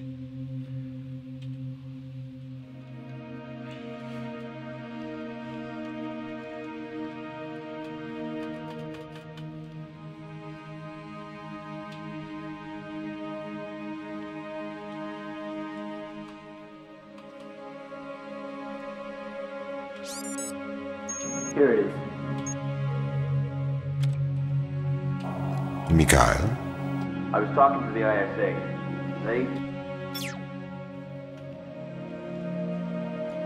Okay, I think I found a bug, folks.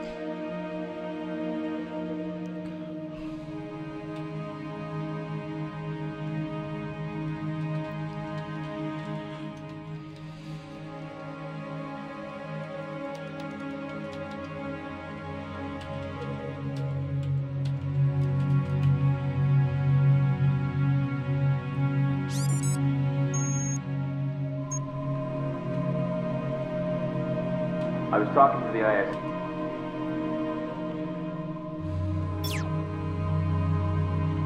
Okay, I got it again. Had to use the escape key. That was kind of strange. Okay. And right now we're standing at we're still sitting at just about 81 degrees C. So it's not horrible. Alright. So astronomical data on Jupiter. Heliocentric orbit. Distance of the Sun 778,524,000 kilometers. That's probably give or take about 500,000 or so. I don't know. I don't actually know what the eccentricity is. Well, actually, there's the eccentricity. About four, somewhere between 4 and 5%. 3.1 an orbital inclination. 3.1. A really huge escape velocity and the equatorial radius of some 70,000 kilometers. That's a big object. The second largest physical body in our solar system is large gravitational impact that stretches and squashes Europa. Okay, yep, and that does create a variety of volcanism. Not exactly volcanism, but it's something very akin to it. Alright, and here's the stuff for Europa. Geocentric orbit, of course, because Jupiter is the center of its orbit. Orbital inclination, orbital period. I'm assuming that that's days. It doesn't say. Current orbital velocity. Almost no eccentricity. That's actually probably scary. Right near a 1% eccentricity. That's almost nothing. 1,507 kilometers across and 2,025 meters per second. That's a lot. That's actually really hard, because the gravitation, the escape velocity of Earth is only 9.8 meters per second squared. Let's see. Europa's surface is constantly facing Jupiter as it rotates because it's tidally locked, though it has now been discovered that the rocky interior rotates separately underneath the ice and water layers, which would also churn things up down there and make it possible for life to exist. And this is going to be the information on the Fortuna and a Eurocentric orbit, of course. Latitude, longitude, altitude, and that's not a low orbit, but it can house a crew of up to 12. And that's, of course, the communication and transport link between Earth and Europa's surface base. So that's the major things that we have to learn in this place. We cannot go back that way because we've already been there. This is the way to go. Now, here's the question. You guys want to start Chapter 2 now? And we might not get to Deus Ex. Or do we want to go on to Deus Ex and maybe come back to this in a little while if I don't get pissed off at Deus Ex too quickly? Or if I do get pissed off at Deus Ex too quickly. How about it, guys? What do we got? There's 3 of you in here. Let's have a vote. Deus Ex now, or maybe Deus Ex later. Because this, depending on the copyright claims, I might actually be able to run this more time. I might be able to run this a little bit more frequently, or I might actually be able to do this. And if not, I know where to find the publisher. Okay, Fox wants to see Chapter 2. I probably should at least fire up Deus Ex for a little bit tonight, but I can run it for another 45 minutes. I don't care. We were about an hour getting through here, so, but that was about 20 minutes of me screwing around in there, in the control center. So, Fox says Chapter 2. What does Kitty say?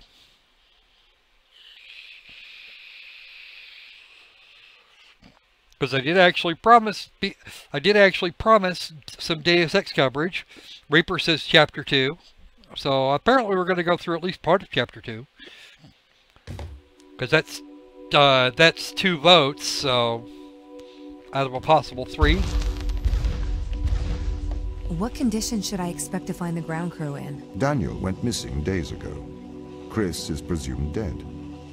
We are expecting to find Sarah, Mikhail, and Sochi in a stable condition. Chris is dead? He was involved in an accident. Okay. We're just going to poke around here and make sure we've got everything we need to get through the exit door. And that goes to there. So let's do this. Let's do this. It doesn't go that way. It goes this way now. Okay. So that door is now closed. And this door will open if I do this.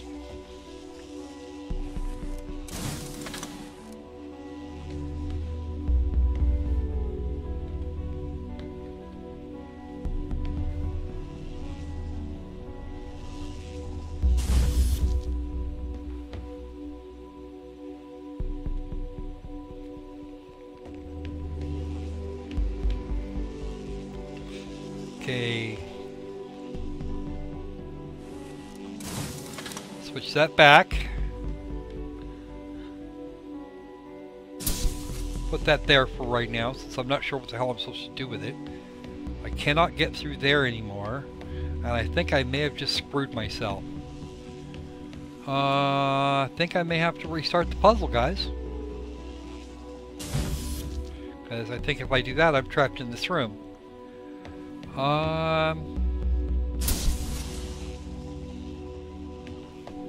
Great, so that's not what I wanted to do.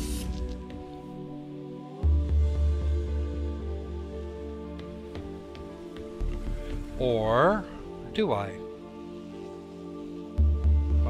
No, because I can't get back, because if I take that out, I can't get through either door. So that's got to go through there. I think I may have done this in the wrong order. And if I did, I'm freaking hosed. Yep, I'm hosed. Because there's no way to get this out of here without... Oh, yes, there is. What am I doing?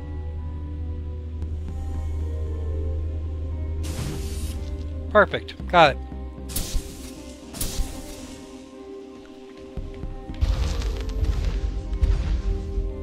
Oh, Can dear. we take a more direct way to the ground team? Unfortunately, there is not a direct route. The base is buried under ice to protect it from the radiation of space. Similar to the Mars base. Similar.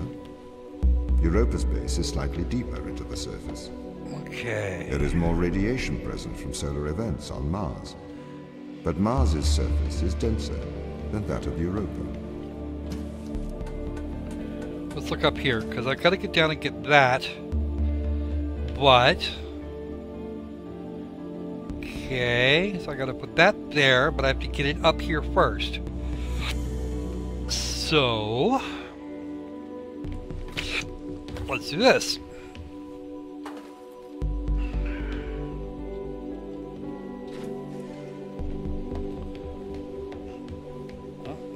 climb up here again. And after I get that up here, I don't have anything to do downstairs anymore.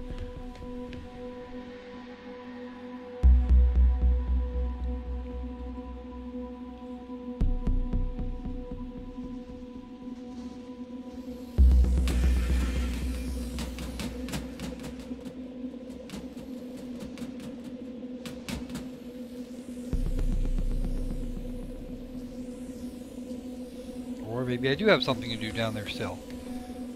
I'll find the power supply for that.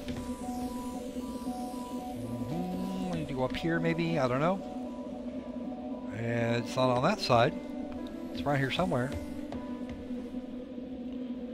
Gotta be on here somewhere. How do I turn it off? Drat you. Drat you people.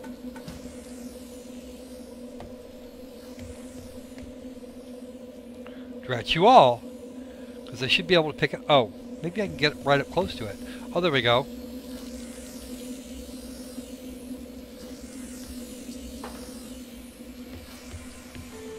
Well, that was decidedly unpleasant. Alright. Let's get that put in here. And I've got another one of these that I have to get up there. Fine. I don't know how that works.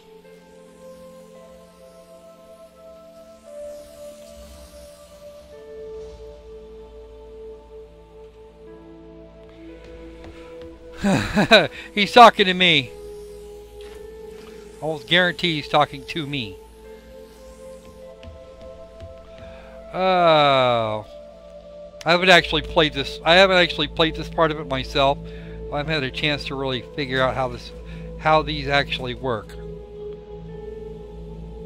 Okay, that's as far as you go, apparently. No, it's our Lord and Master, Lord Crack-a-Squirrel.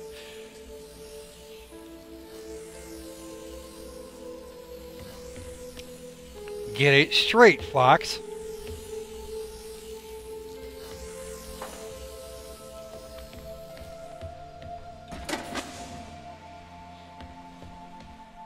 There we go. Now we're out. Okay, what are their chances of survival here? Oxygen, the food stores, waste management. Everything seems to be in order. There was a small problem with the food stores, but the crew fixed that up. We successfully transitioned over to a sustainable, small, artificial ecosystem a year ago, growing fruit and vegetables. It helps boost morale, amongst other things.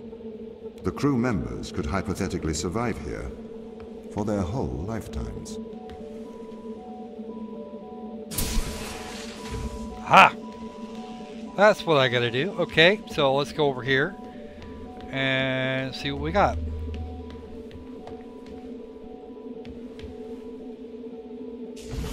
I don't need that anymore.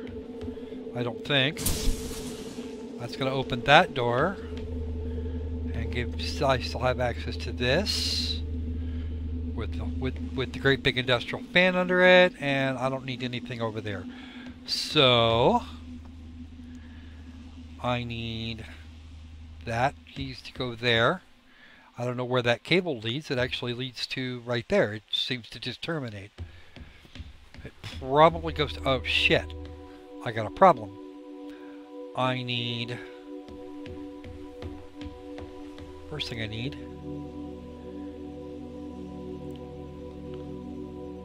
three. Okay, so there's one. That's that part. And that part. So let's do this.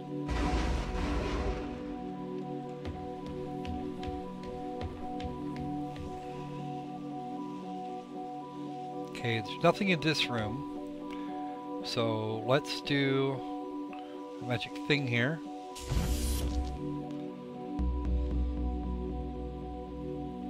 The hell? The door didn't close. That door should have shut. Okay. Right. So apparently that's not the thing we're worried about. Let's toss it in right there.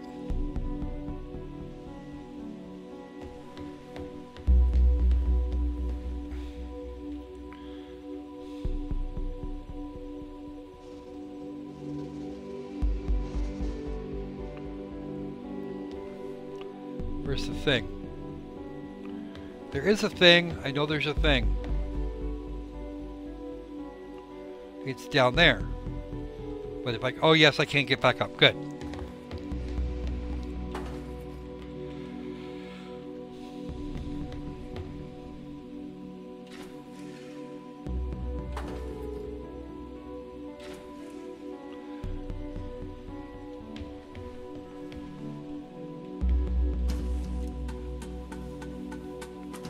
Okay, I don't need that... Apparently, I don't need that door anymore, but...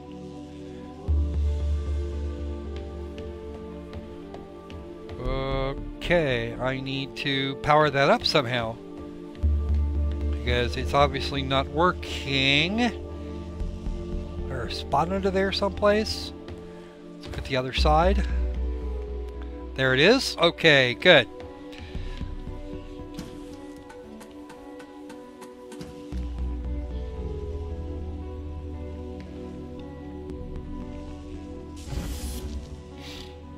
Okay, I don't need that right now. I do need it over here.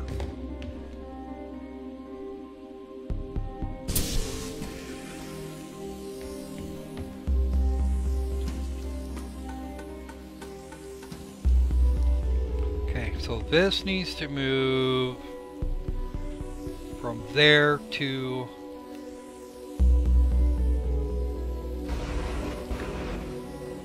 there.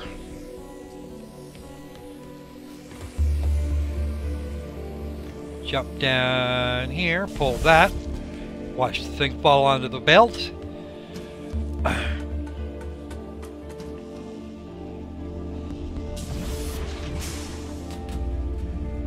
Oh. Apparently I need to dump that last. And let's get this thing plugged in.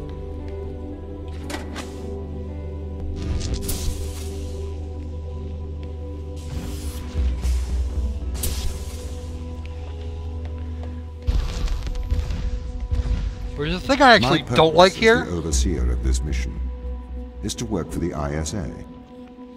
I am the ISA's feet and hands. The distance between Jupiter and Earth make it inappropriate for the ISA to directly interface with the mission directives. As my AI core is stationed on Europa, I can make decisions instantaneously about the running of the base. See, actually, Tom is wrong here. It's not inappropriate. It's just inefficient. You know, when you have when your round trip time is 20 minutes as far as communications go, then you do wind up having problems. Okay, stand here. Oh, I can't get on that. Nope, there's nothing I can do about that object. What the hell? Oh, I have to have a weight on there. Okay, fair enough.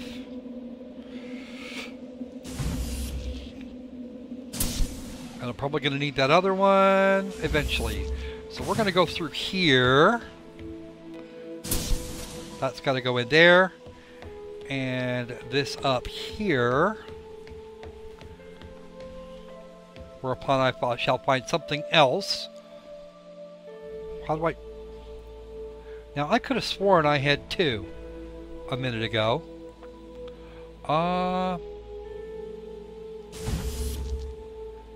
Actually, not that one. I don't want that one. I want the one I posted down. No, I can't get back to that one. That one's stuck. It's not going anywhere because I need to be able to get through that door. So I do need this one to go there. That's the thing I need to go on the pressure plate over here. I should still be able to get to that if I get down there. The pressure plate there.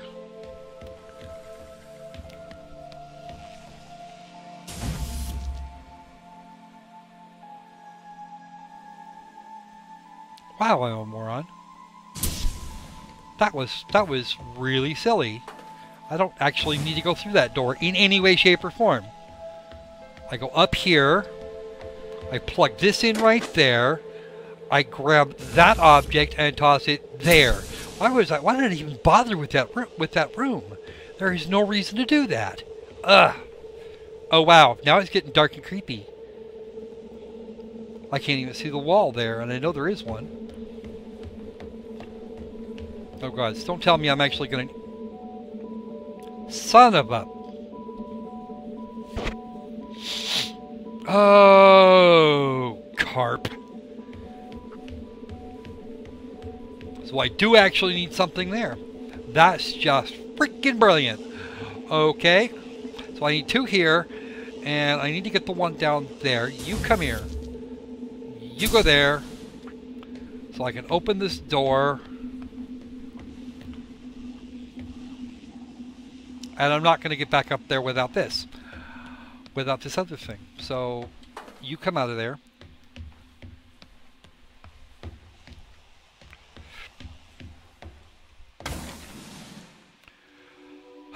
So much for lateral thinking today. Okay. So now I need this. This is where it belongs. There's nothing in there that's going to help me. I've got to take this up here.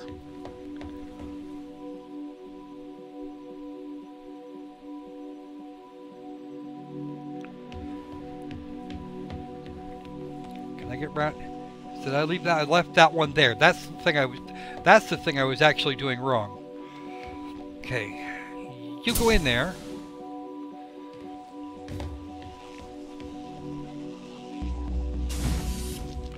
That can close. Alright. So I need to get you...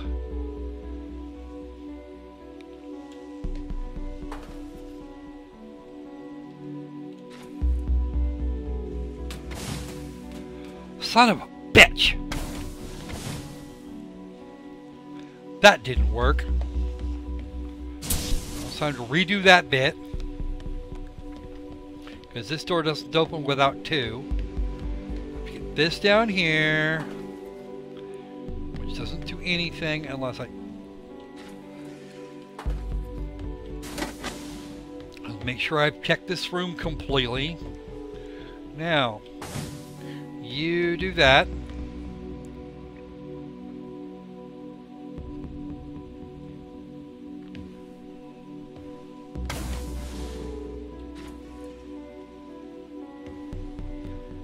Can I get that from there?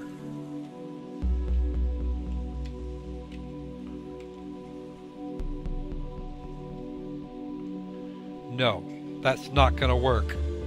I'm too far on this side of that door. Oh no, no crashings! Crashing bad! Alright. Let's do this thing again.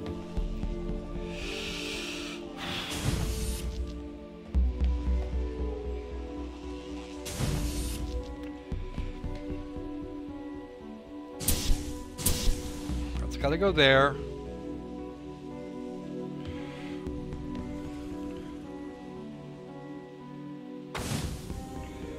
Nope, that didn't work.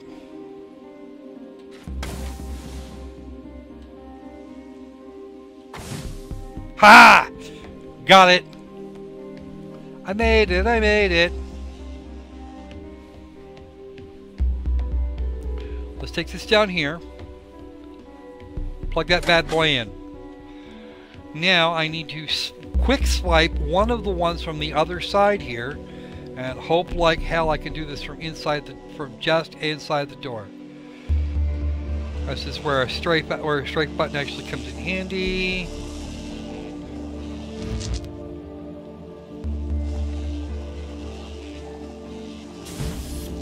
Damn.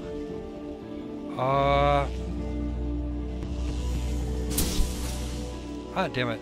It's like I'm short one that I need, and I don't know where to get it from. Because I need one more, but I'm not going to be able to strafe I'm not going to be able to strafe my way out of this one. I don't think. Are there any more sources of power? That's not one down there. That's going to be close unless I open that.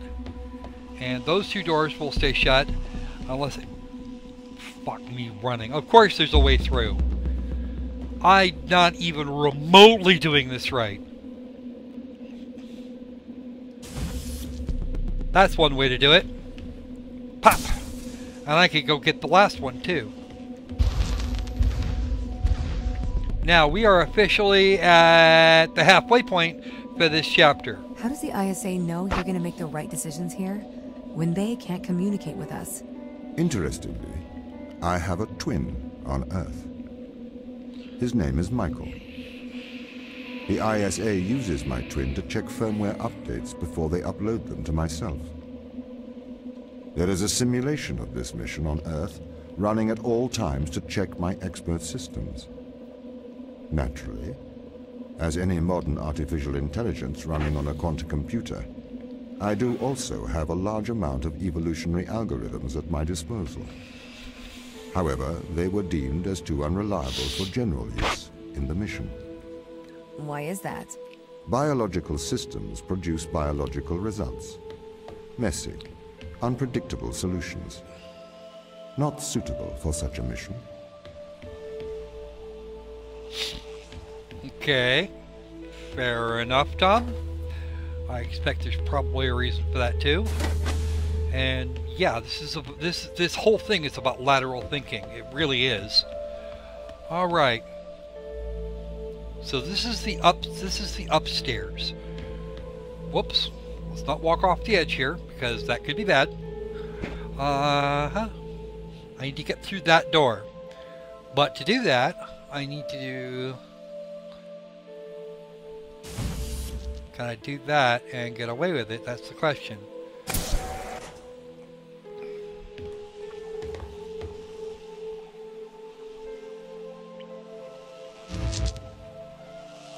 That one's got a thing on it. Alright. I'm gonna check some. I'm just gonna go and check something here in a minute.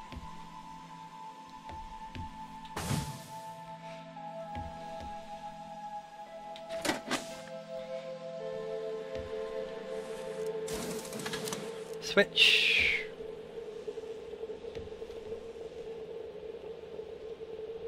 And I cannot jump over that. It might as well have glass in it. Okay. Good enough.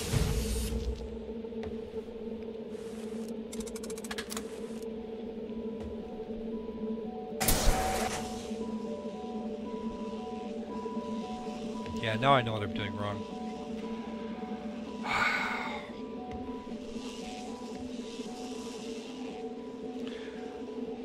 Simple things make Kages idiots, and I need to have that on hand. No, I don't.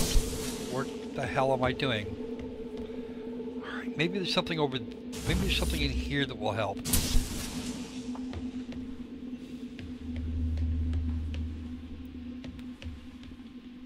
Aha!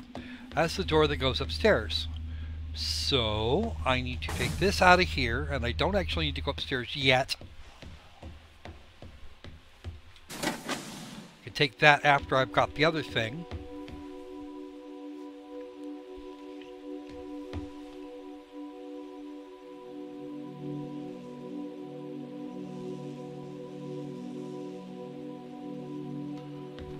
Wait, what am I doing? Don't need that there. I need two of those here. Okay, I need to take this out of here. Drop it real quick. Fire that one into there. Take this and move it to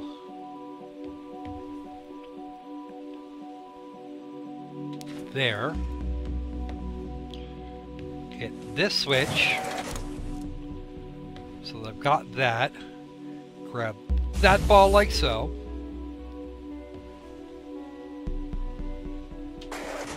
And now I can take this out of here. This has to go in here.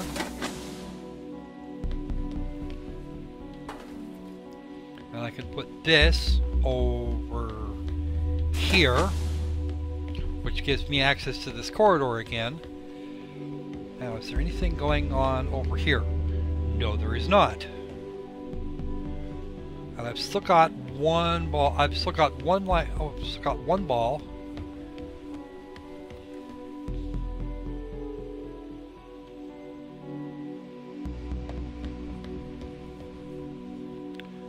That's got to go there. And I don't need... I shouldn't need... That one has to stay there.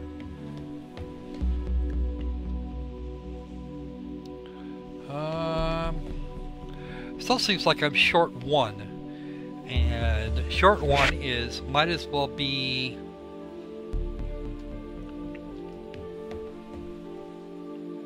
Oh, I see. I see. I've actually done that kind of not correctly.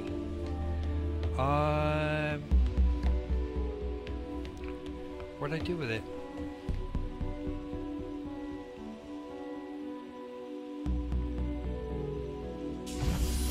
That in too early.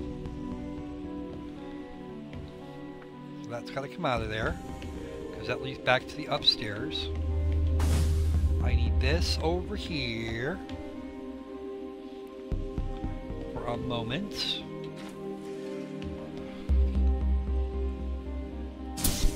Okay, that's got to go there for right now, because I'm going to need to do this in the the other direction here in a moment. This is to go here, because I need to get back in and get that other thing. Okay, that stays there. Goes there.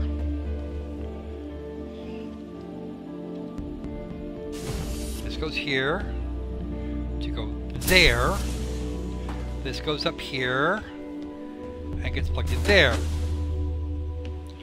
Now I can take this over here like so and set it there. That opens this door, which gives me access to that object, and I can still get out. Alright, and from here I can do this and this, and that should open the door to the next stage. Ha! And we've still got 4 or 5 more.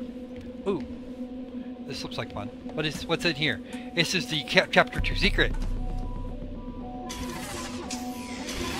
Okay.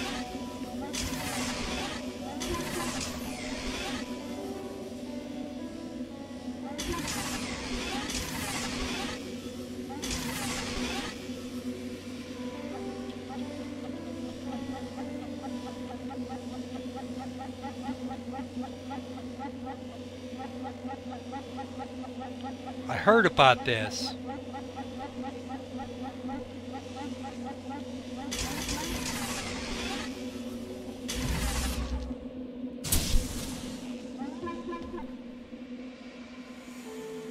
Achievement unlocked, a polite conversation. Okay. It's actually part of the Turing test, believe it or not. Alright, let me, Alright. Give me just a couple of minutes here. I need to do some Animaloid things. Your favorite Squirreloid must go deal with a problem. In the meantime, we're going to have a look and see what this little thingy is here. And there's a new item in the inventory. And that will be the EMT card, the Energy Manipulation Tool card, for this particular game, for the Turing test. So, yay. And right now they're selling it 43 cents. So, alright. I will return momentarily. I'm in Sector 16 out of what's probably going to be about 70 over to get all together. So, we're going to see what's going on here in just a couple of minutes. I will return just a moment.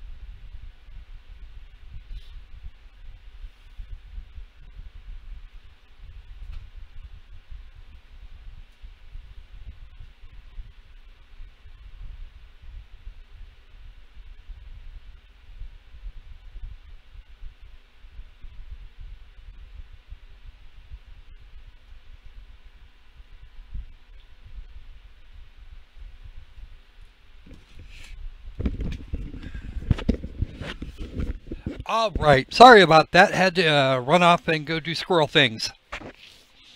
So we're about to have apparently this achievement we just got is called a polite conversation.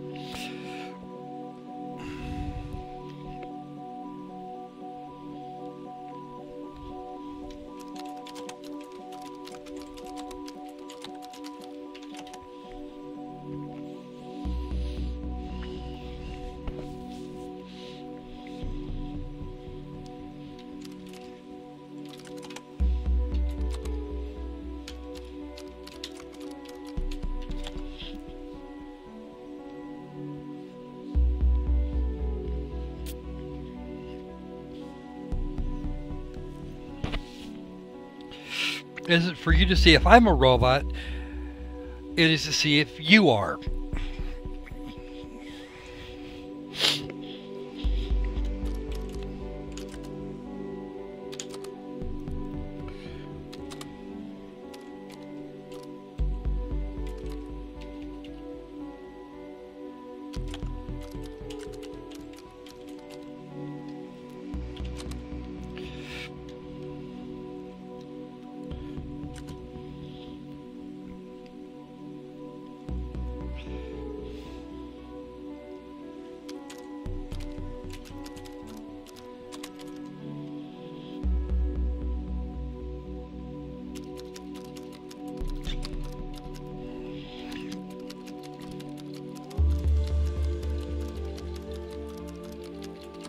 It doesn't matter what's going on.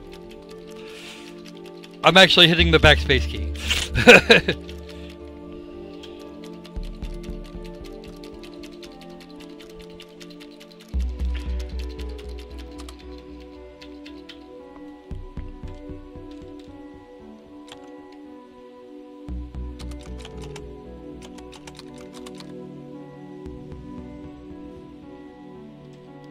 Can we try it again? We'll let you try it again? Nope.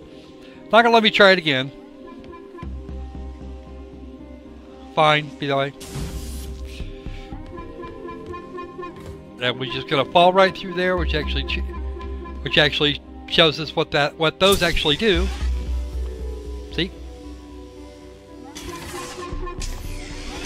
If it's gray, it doesn't work. You fall right through. Shut up.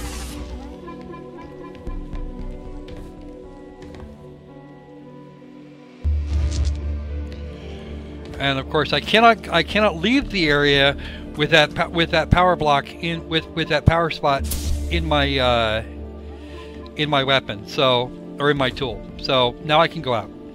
See? Did the ISA build you, Tom?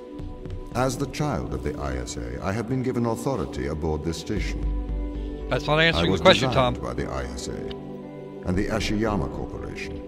Designed in California, assembled in China. But here on Europa, I constructed myself. Okay.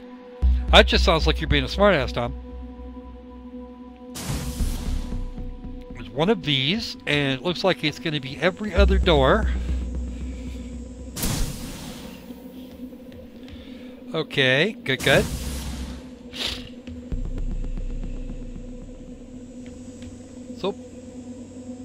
So.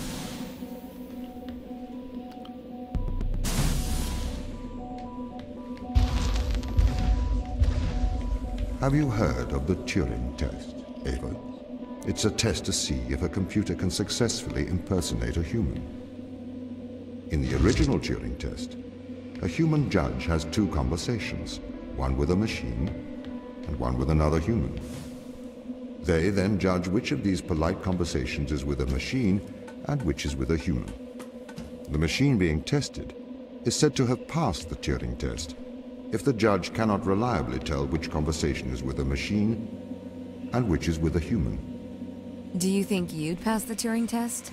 I am quite capable of polite conversation. Wouldn't you say? But that's irrelevant, Tom. You didn't even answer the freaking question. Because, of course, you couldn't be bothered. Now, there is a way to get this over here.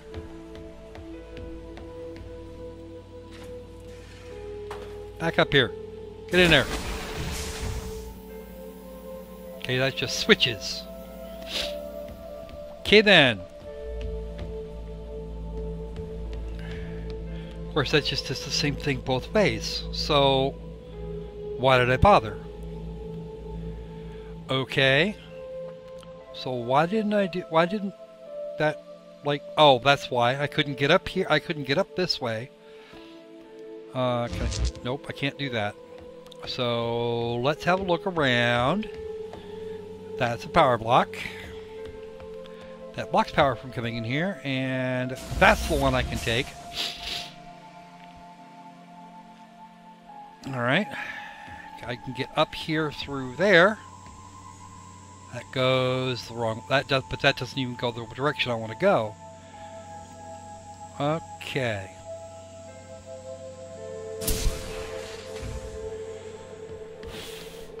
Alright. Let's go through this door and see where it leads. Uh-huh.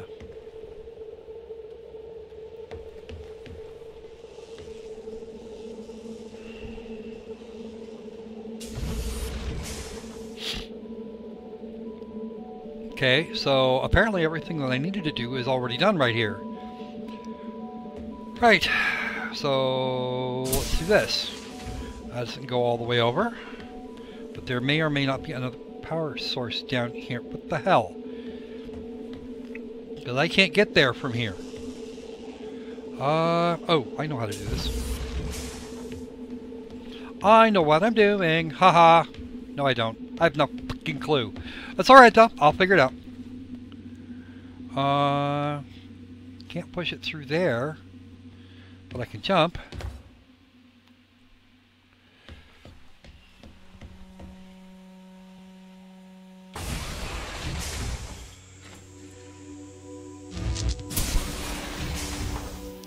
This goes this way.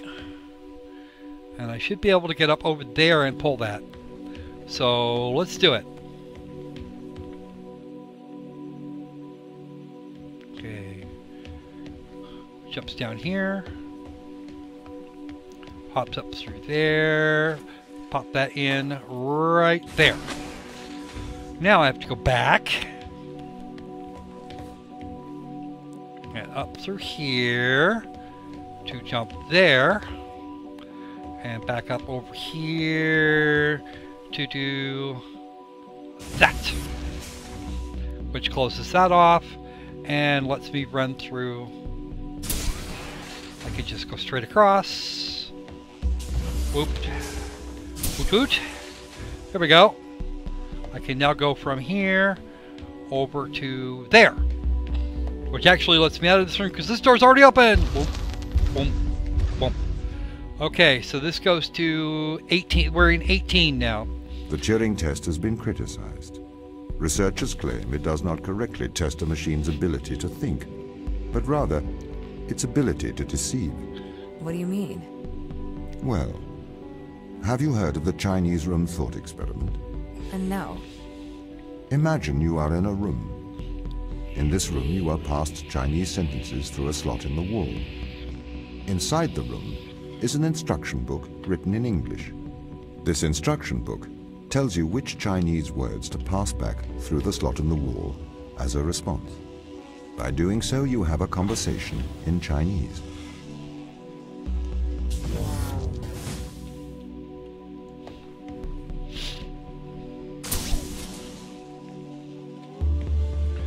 Okay, and I have a limited amount of time.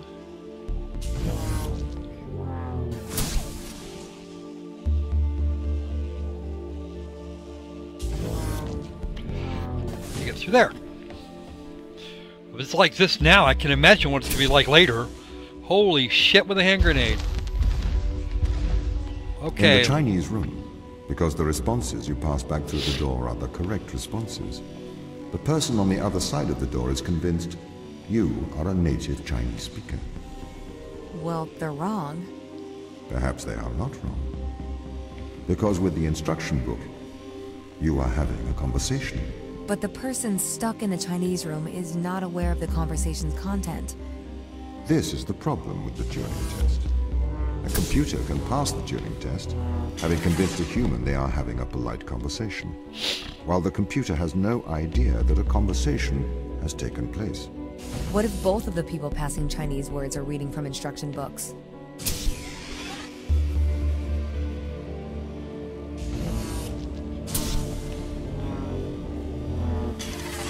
Oh, it is possible to do that. It's the only way out of here. That limited amount of time is what's kicking my ass. What? Oh!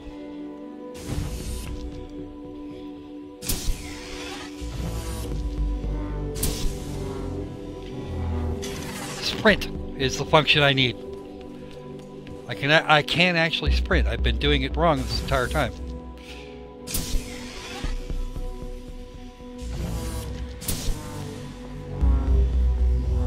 Got it. Made it in time. Woohoo! Thump.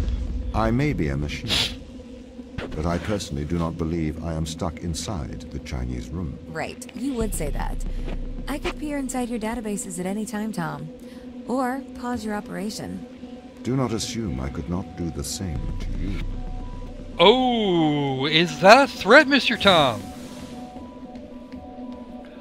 That is, I think he just threatened us. How rude. Okay. I need a thing for that. And there is not one that I can see right away.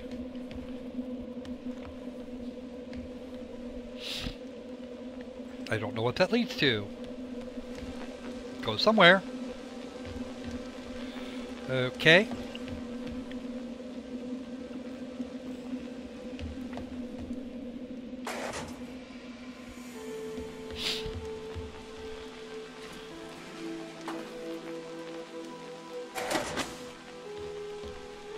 Leads to that spot, and I need to work out how to get power from here to there.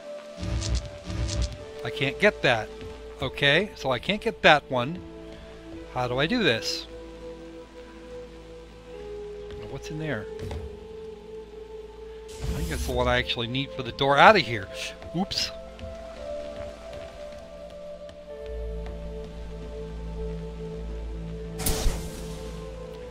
Okay, that takes care of that part. It goes all the way it goes all the way through into that area, which then leads back to here. And that's the door I came. Oh nope, that's the door I came out of.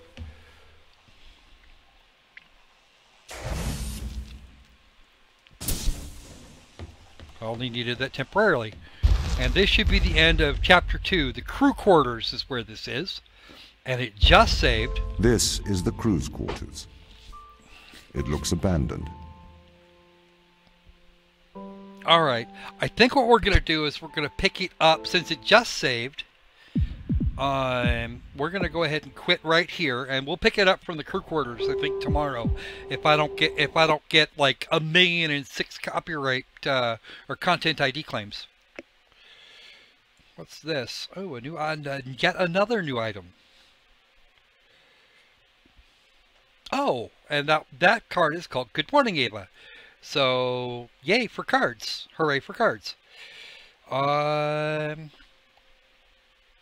Let's have a look at the fetch photographs.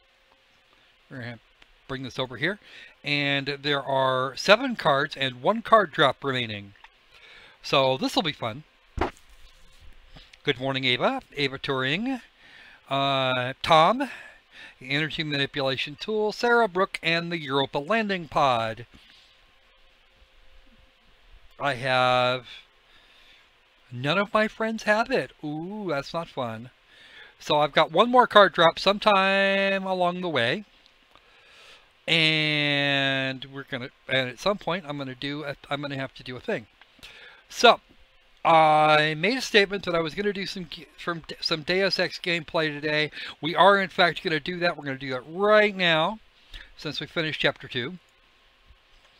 Please note that most of what was in the day 1 edition, aside from the game, was actually gear and consumables.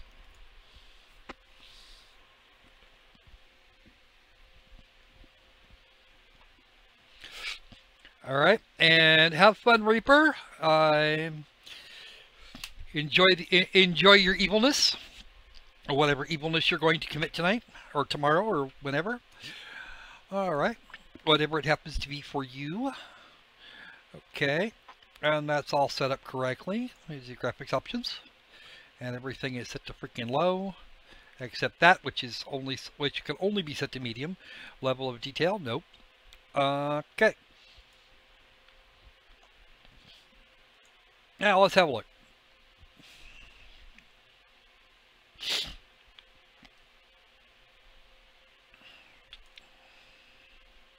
Now I apologize, guys, for not having any more footage of abduction.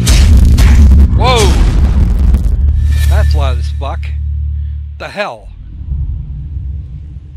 Wow, I'm gonna turn that down. Let's not turn my microphone off while I'm at it. Eidos Montreal. Nixes. I don't know who Nixes is, but apparently they did something. And powered by the Dawn engine, which is actually something specific to Square Enix. Alright. So, it's already kicking the crap out of my GPU, 98-99%, which is not a good thing. It depends on the politics there, Catherine. Go ahead, Kitty. I'll let you know if you're on the wrong side of things. Okay. Jensen's stories actually okay, we're actually not going to do that.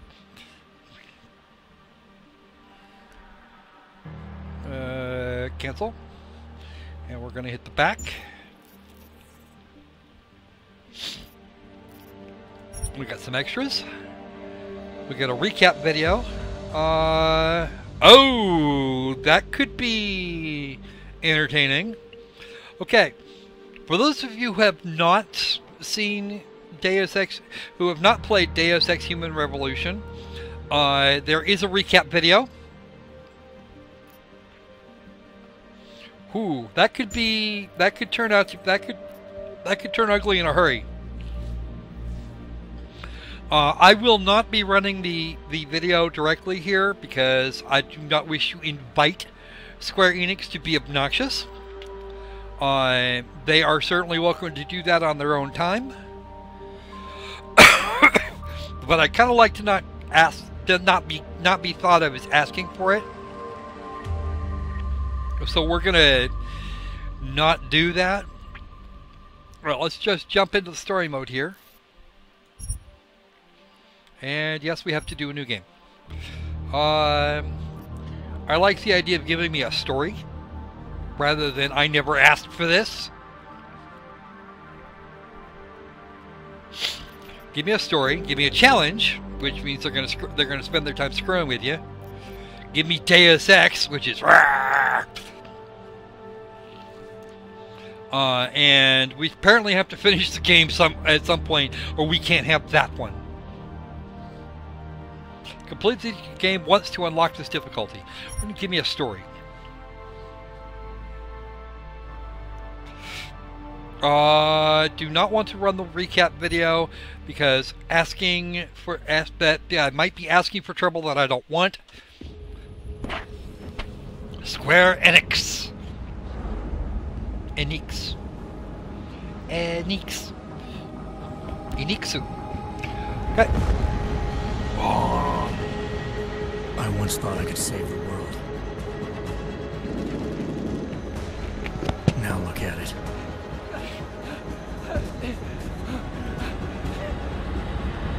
Yet another augmented terror attack. 251 passengers aboard Sista Airlines Flight 451 were killed when an augmented passenger broke into the plane's cockpit and ruthlessly butchered its flight crew.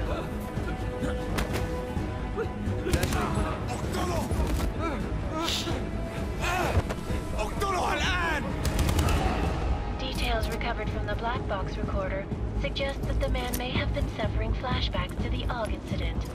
That horrible day 2 years ago when augmented people all over the world flew into a psychotic killing spree, causing the greatest loss of life in recent history. Sometimes, you just have to let go. And embrace what you've become.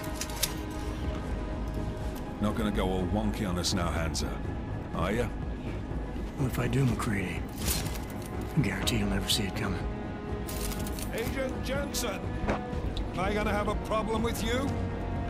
No, sir. No reason to assume you would. Good. Because you are the only augmented operative on this team, and I intend to make good use of you. Fuck you, dude. Listen up, all of you. We got a sandstorm barreling down our ass and we can't afford to make mistakes. We're going after this man, an arms dealer named Shepard. He's ex-Bell Tower, one of the Special Forces commanders who disappeared during the incident. And he's come out of hiding? That cannot be good. It's not. He's selling weapons and military-grade augments to terrorists. This is Aran Singh, the undercover agent who lured Shepard out of his hole. Best you see Interpol's got. For 3 years he's worked hard to get him tight with the Jinn, an Iraqi smuggling cartel that's infected the Eastern Hemisphere like a plague. Last week, our arms dealer sent a message to the Jinn, offering to sell them a shitload of black market merchandise dirt cheap. They told Singh to handle the buy. They're not gonna like it when Interpol disrupts their party. Is Singh's cover really that good? It is right now. We need to keep it that way. This is where the deal's going down. A half-finished high-rise hotel that's been abandoned ever since the incident. It's not a pretty picture inside. Yeah. Let me guess. Most of the laborers were augmented with heavy-duty industrial rigs. So when the incident hit, and they all went schizo, things got gruesome real fast. And no one, except for some homeless junkies, have been inside the place ever since. So what's the plan, Director? Singh's meeting Shepard on the ground floor, inside the hotel's main atrium. He sent the bulk of his Jinn crew to the penthouse levels to secure a vantage point. I want MacReady's team to take up positions overlooking the atrium and make the arrest. Jensen, you're going in solo from the roof. My objectives? Keep the Jinn from joining the party. As far as we can tell, only one route connects the atrium to the penthouse level, a halfway decent elevator shaft. Here. I want you to block access to it. Fine. Just cut me loose. Do you plan on relying solely on your augments for this one? I'd recommend taking a little hardware, just to be sure. Okay. Lethal or non-lethal?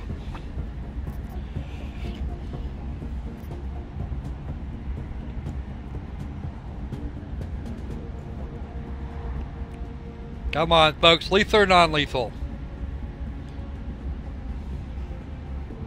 There's got to be at least two of you in here. Sam, Kite, do I want to kill people? Or do I want to try not to kill people? Fuck it, I'm killing people. I'm not leaving my 6 exposed. Give me something lethal. Your call, but Singh's undercover in all this. So watch your fucking sights. What about range? There's lots of wide spaces and high ceilings in there, but a number of tight and constrained rooms too. So it's a crapshoot, really.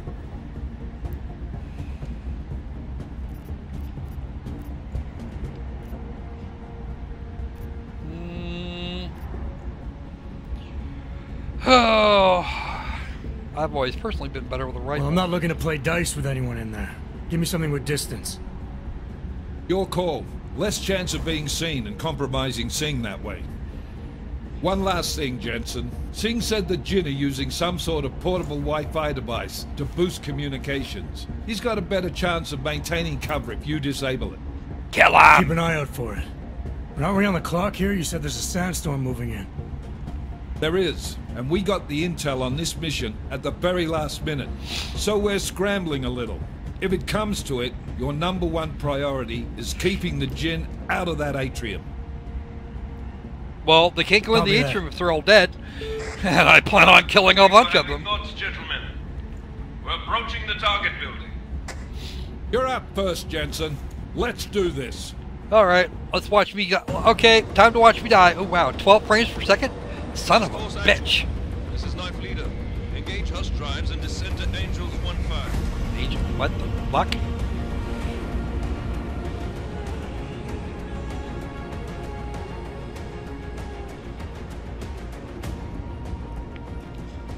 We're going to go on a murderous rampage now. Because killing people dead is actually not a bad idea. Sometimes. One of the things I do like about this is that whatever it is you put in there, when you make your decisions, you actually going to see what you're going to say.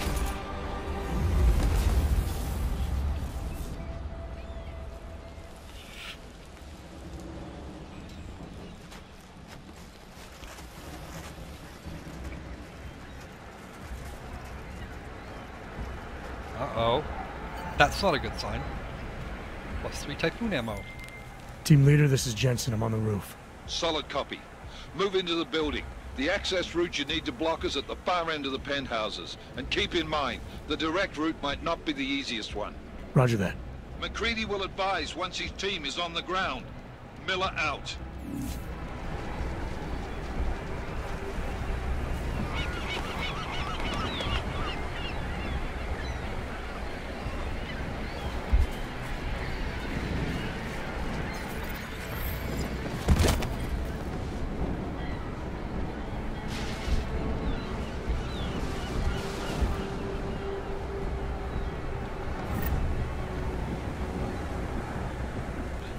On there, can't loot that corpse. 200 so odd meters to go.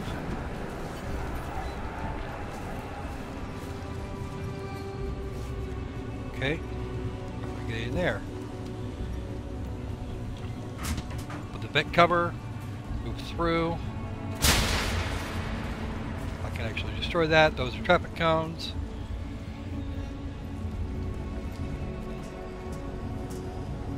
That's a light, and now let's climb ourselves a ladder.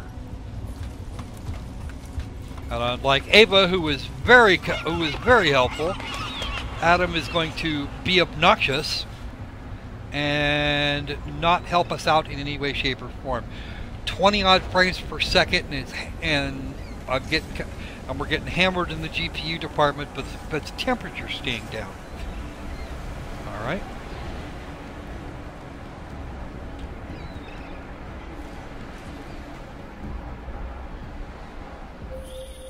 Jensen, we're moving through... Oh, fuck! What's wrong?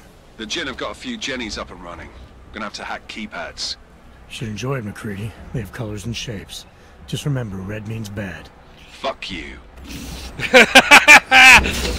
Not afraid of that, that's for damn sure. Okay, now we can get through here. Let's see if we can find a little bit more stealth here, and that's a medical box. Ooh. We even have a take-all. Cool, cool, cool. I need some more rounds. That's the guide, and I don't actually require that.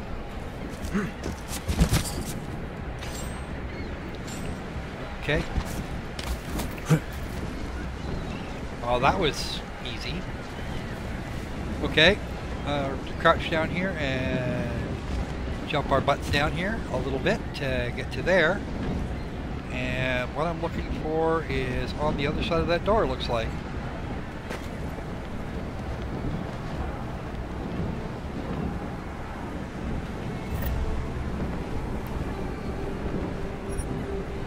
Okay, 40 credits. B to open the augmentation wheel.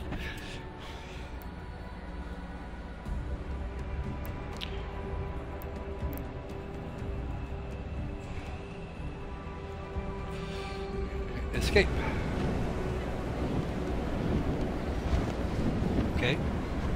selected that, so we should be able to get someplace. B. Okay. We're going to exit there. And we use the middle mouse button for our Smart Vision. So, right on. That tells me what I need to know. I can blow this out. I can just blow this out here.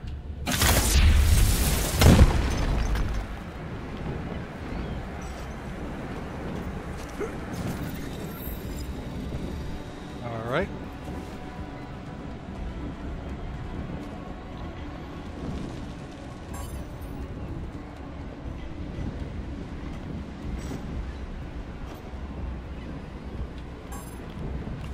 Let's get this in here.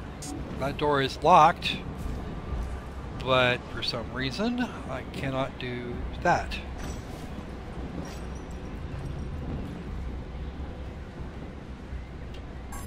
Cannot use the keypad. So apparently I'm going to have to find another way around because I have no freaking clue how to use a black market buy. We've got a sandstorm coming and that door is not going to open unless I find some way to turn that on. And I'm not going to get there from here for sure. Alright.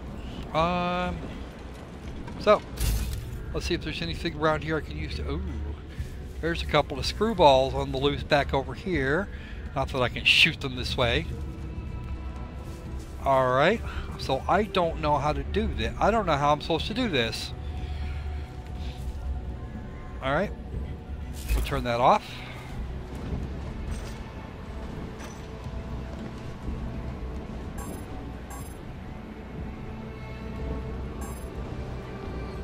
But it saves every couple of minutes.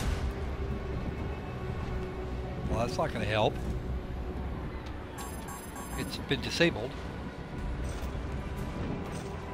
Nothing over here that would do anything with it. Sure. That's the construction area side entrance. This is... I can't open the door. I can't do anything with the door. Why am I bothering? Why would I bother? Okay, so now I am actually, like, less stuck. How do I do this without...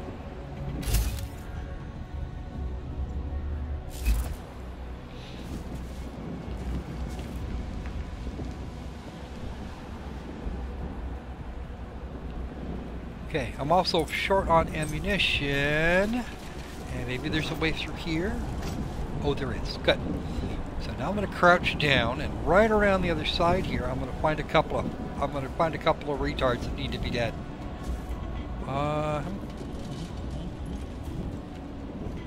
Derp.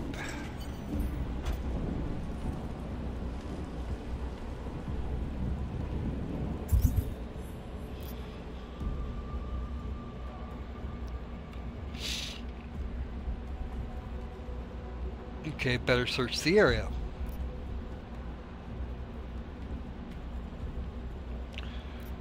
Okay, what else do I need? Let's just go ahead and turn that into my objective. Maybe my objective marker will work. Okay, so those go to aha. Pick up one of the. Pick that up. Oh, nope, not reload, stupid. Turn that breaker on. And of course, I already shot the freaking keypad. Uh-oh. That's not a good thing.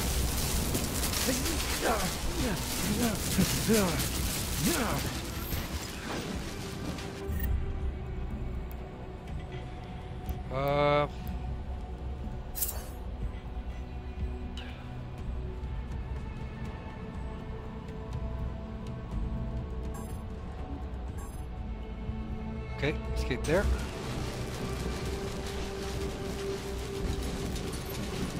Apparently it's just going to take a minute for it to finish that. And there is the first thing. So let's take a look after I put a bullet in it. Okay. And I can hack it or I can try and enter a code for it. Fortunately, we're going to have to hack it. So this is the first note.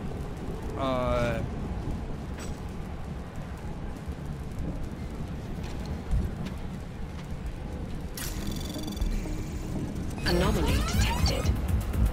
Trace program initiated.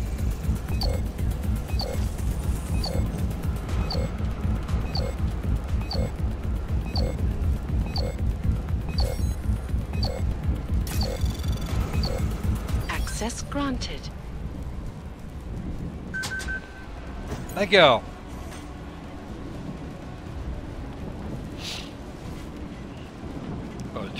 25 XP for being a script kiddie, and a few more for getting the damn thing on the first try.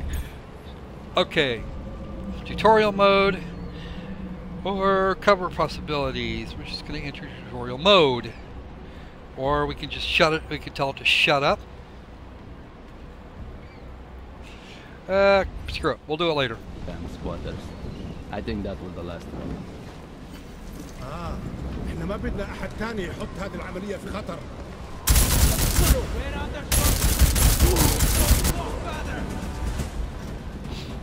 Because I know what a chest high wall looks like.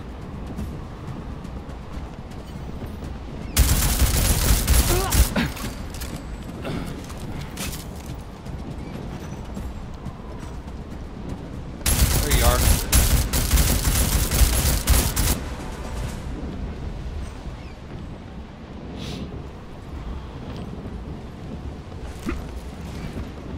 Vault that. Let's see if you've got the ammo. Take your pistol. You've got 5 rounds of pistol ammo. We're going to reload here real quick, because I'm almost out of ammo. And you've got something I want. Chances are you've actually got more. You've actually got more ammo.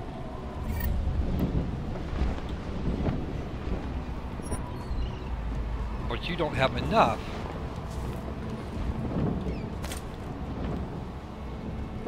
Only 2 rounds of ammo? What the hell? They don't equip you guys very well, do they?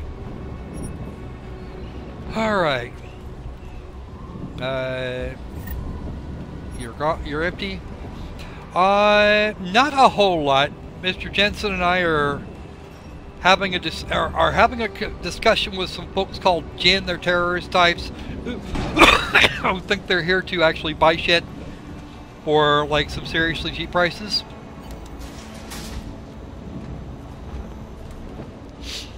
And that's not gonna work because I have no desire to. We're gonna go down to the penthouse level because that's the way it is. Jensen, Mac, listen up. Doppler shows that sandstorm's moving in fast. It's big and it's gonna hit us hard. God, I hate the fucking desert. Confirm visual? I can. Time is not on our side. Copy that. Solid copy. Right. Either way, I'm going to wrap this up in a couple of minutes. I don't know when you went AFK exactly there, Sam. No, I do not want to know about the stealth tutorial. I've been working in that mode the entire freaking time.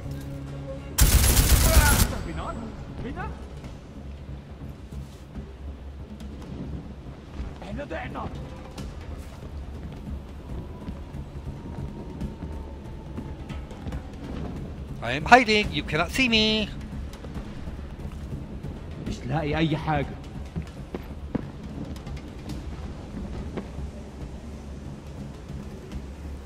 Where the hell they call it? Right over there.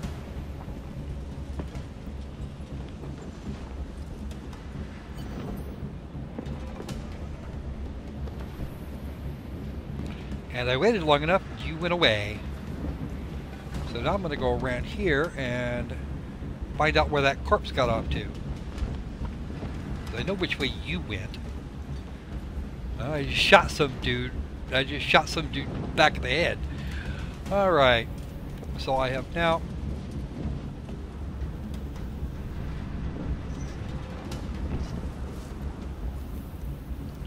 Let's go back to the elevator and wait for him to be done.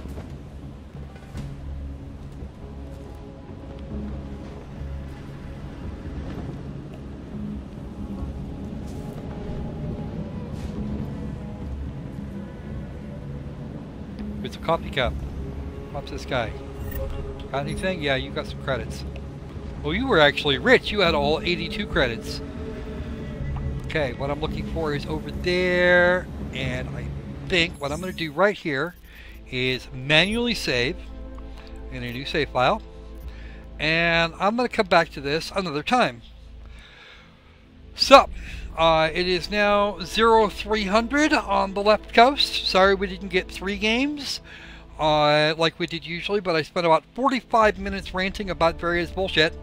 So I guess you're kind of stuck with that. Despite the fact that I actually managed, I did manage 3 yesterday. Alright, so if you, depending on what you want to see more of, if you want to see more of the Turing test or Deus Ex Mankind Divided, please leave a message in the comments suggesting which, or send me a message later on Steam or what have you. I will at least be monitoring what's going on to make sure that I don't get any content ID claims on the existing content, because I know there's a lot of people that have done full walkthroughs of both games. So I should actually be able to get away without doing that. If you want me to ditch the ads altogether and not have to worry about it, or at least not nearly so much, then feel free to drop me to place a donation either with Patreon or PayPal. The links for both of those will be in the description. But do please like, subscribe, comment. Please comment. I love comments. I got a couple on on one earlier, and that was absolutely great. They suggested that it was actually on the review of the developer Lizard Factory when we talked to Nils. Lovely chap. He understood why I was doing it the way I did it, and maybe that I should probably and gave me some really helpful suggestions, and I'm going to take at least one of them. But yeah, the more you guys help out, the more I get help from you guys, the more I can bring you in terms of content. Some really good stuff. The video will be up. It'll be a whole 3-hour video. Up on YouTube probably in about 4 hours. That seems to be about the average, somewhere between 4 and 5 hours from now, if you want to watch it later or watch it first thing in the morning, because I know that's what some people do. I don't know where you are, Sam. I think you're in the UK, so you should be able to watch it with dinner. So that should be able to watch it about tea time. Kind of hang out and kick back and have your evening tea and watch me screw up at some game or another, or watch me dirt my way through a few puzzles. That's always a good one. Watching me dirt my way through puzzles is fun. So yeah, we're going to do some continuing, I think, tomorrow with the Turing test, because I know you guys had a lot of fun with that, and you wanted to see more than one chapter. And that's never a bad thing in my brain. So yeah, outstanding. This cost me quite a bit. This was kind of not something I probably should have done, but did anyway, because I knew you guys might actually enjoy seeing it. It's not handling too bad given the circumstances, but I'm still only getting about 20 frames. I'm only getting about 20 to 25 frames a second. The Amazon wish list has the bits of a computer that I can use to kind of ameliorate that. Actually, that computer would run this and would eat this for breakfast, but that's not the point. I would love to get this on like PSN and play the PlayStation 4 version rather than the PC version in this case, because apparently the port isn't all that great. I can't compare it because I don't have another $60. But I've heard that the PlayStation 4 version was somewhat better. I don't know that that's the case, and I'm really not willing to put out that much more money to find out, especially not if I'm encouraging people that are pulling the microtransaction bullshit all at the same time. So, okay, you have fun off to work. I'm going to actually go to bed here in the next little bit. But I will talk with you guys another time. We're going to go, oh, see, I can even go to the shop now. And outfits. Ooh, I got the modern trench coat, modern armor, the enforcer armor, the classic armor, the classic Jensen armor. Click, click. As civilian, I got the trench coat, the intruder trench coat, and the classic trench coat. So, yep, that pretty much covers me for right now. All right. In the meantime, I will say be safe. Come on.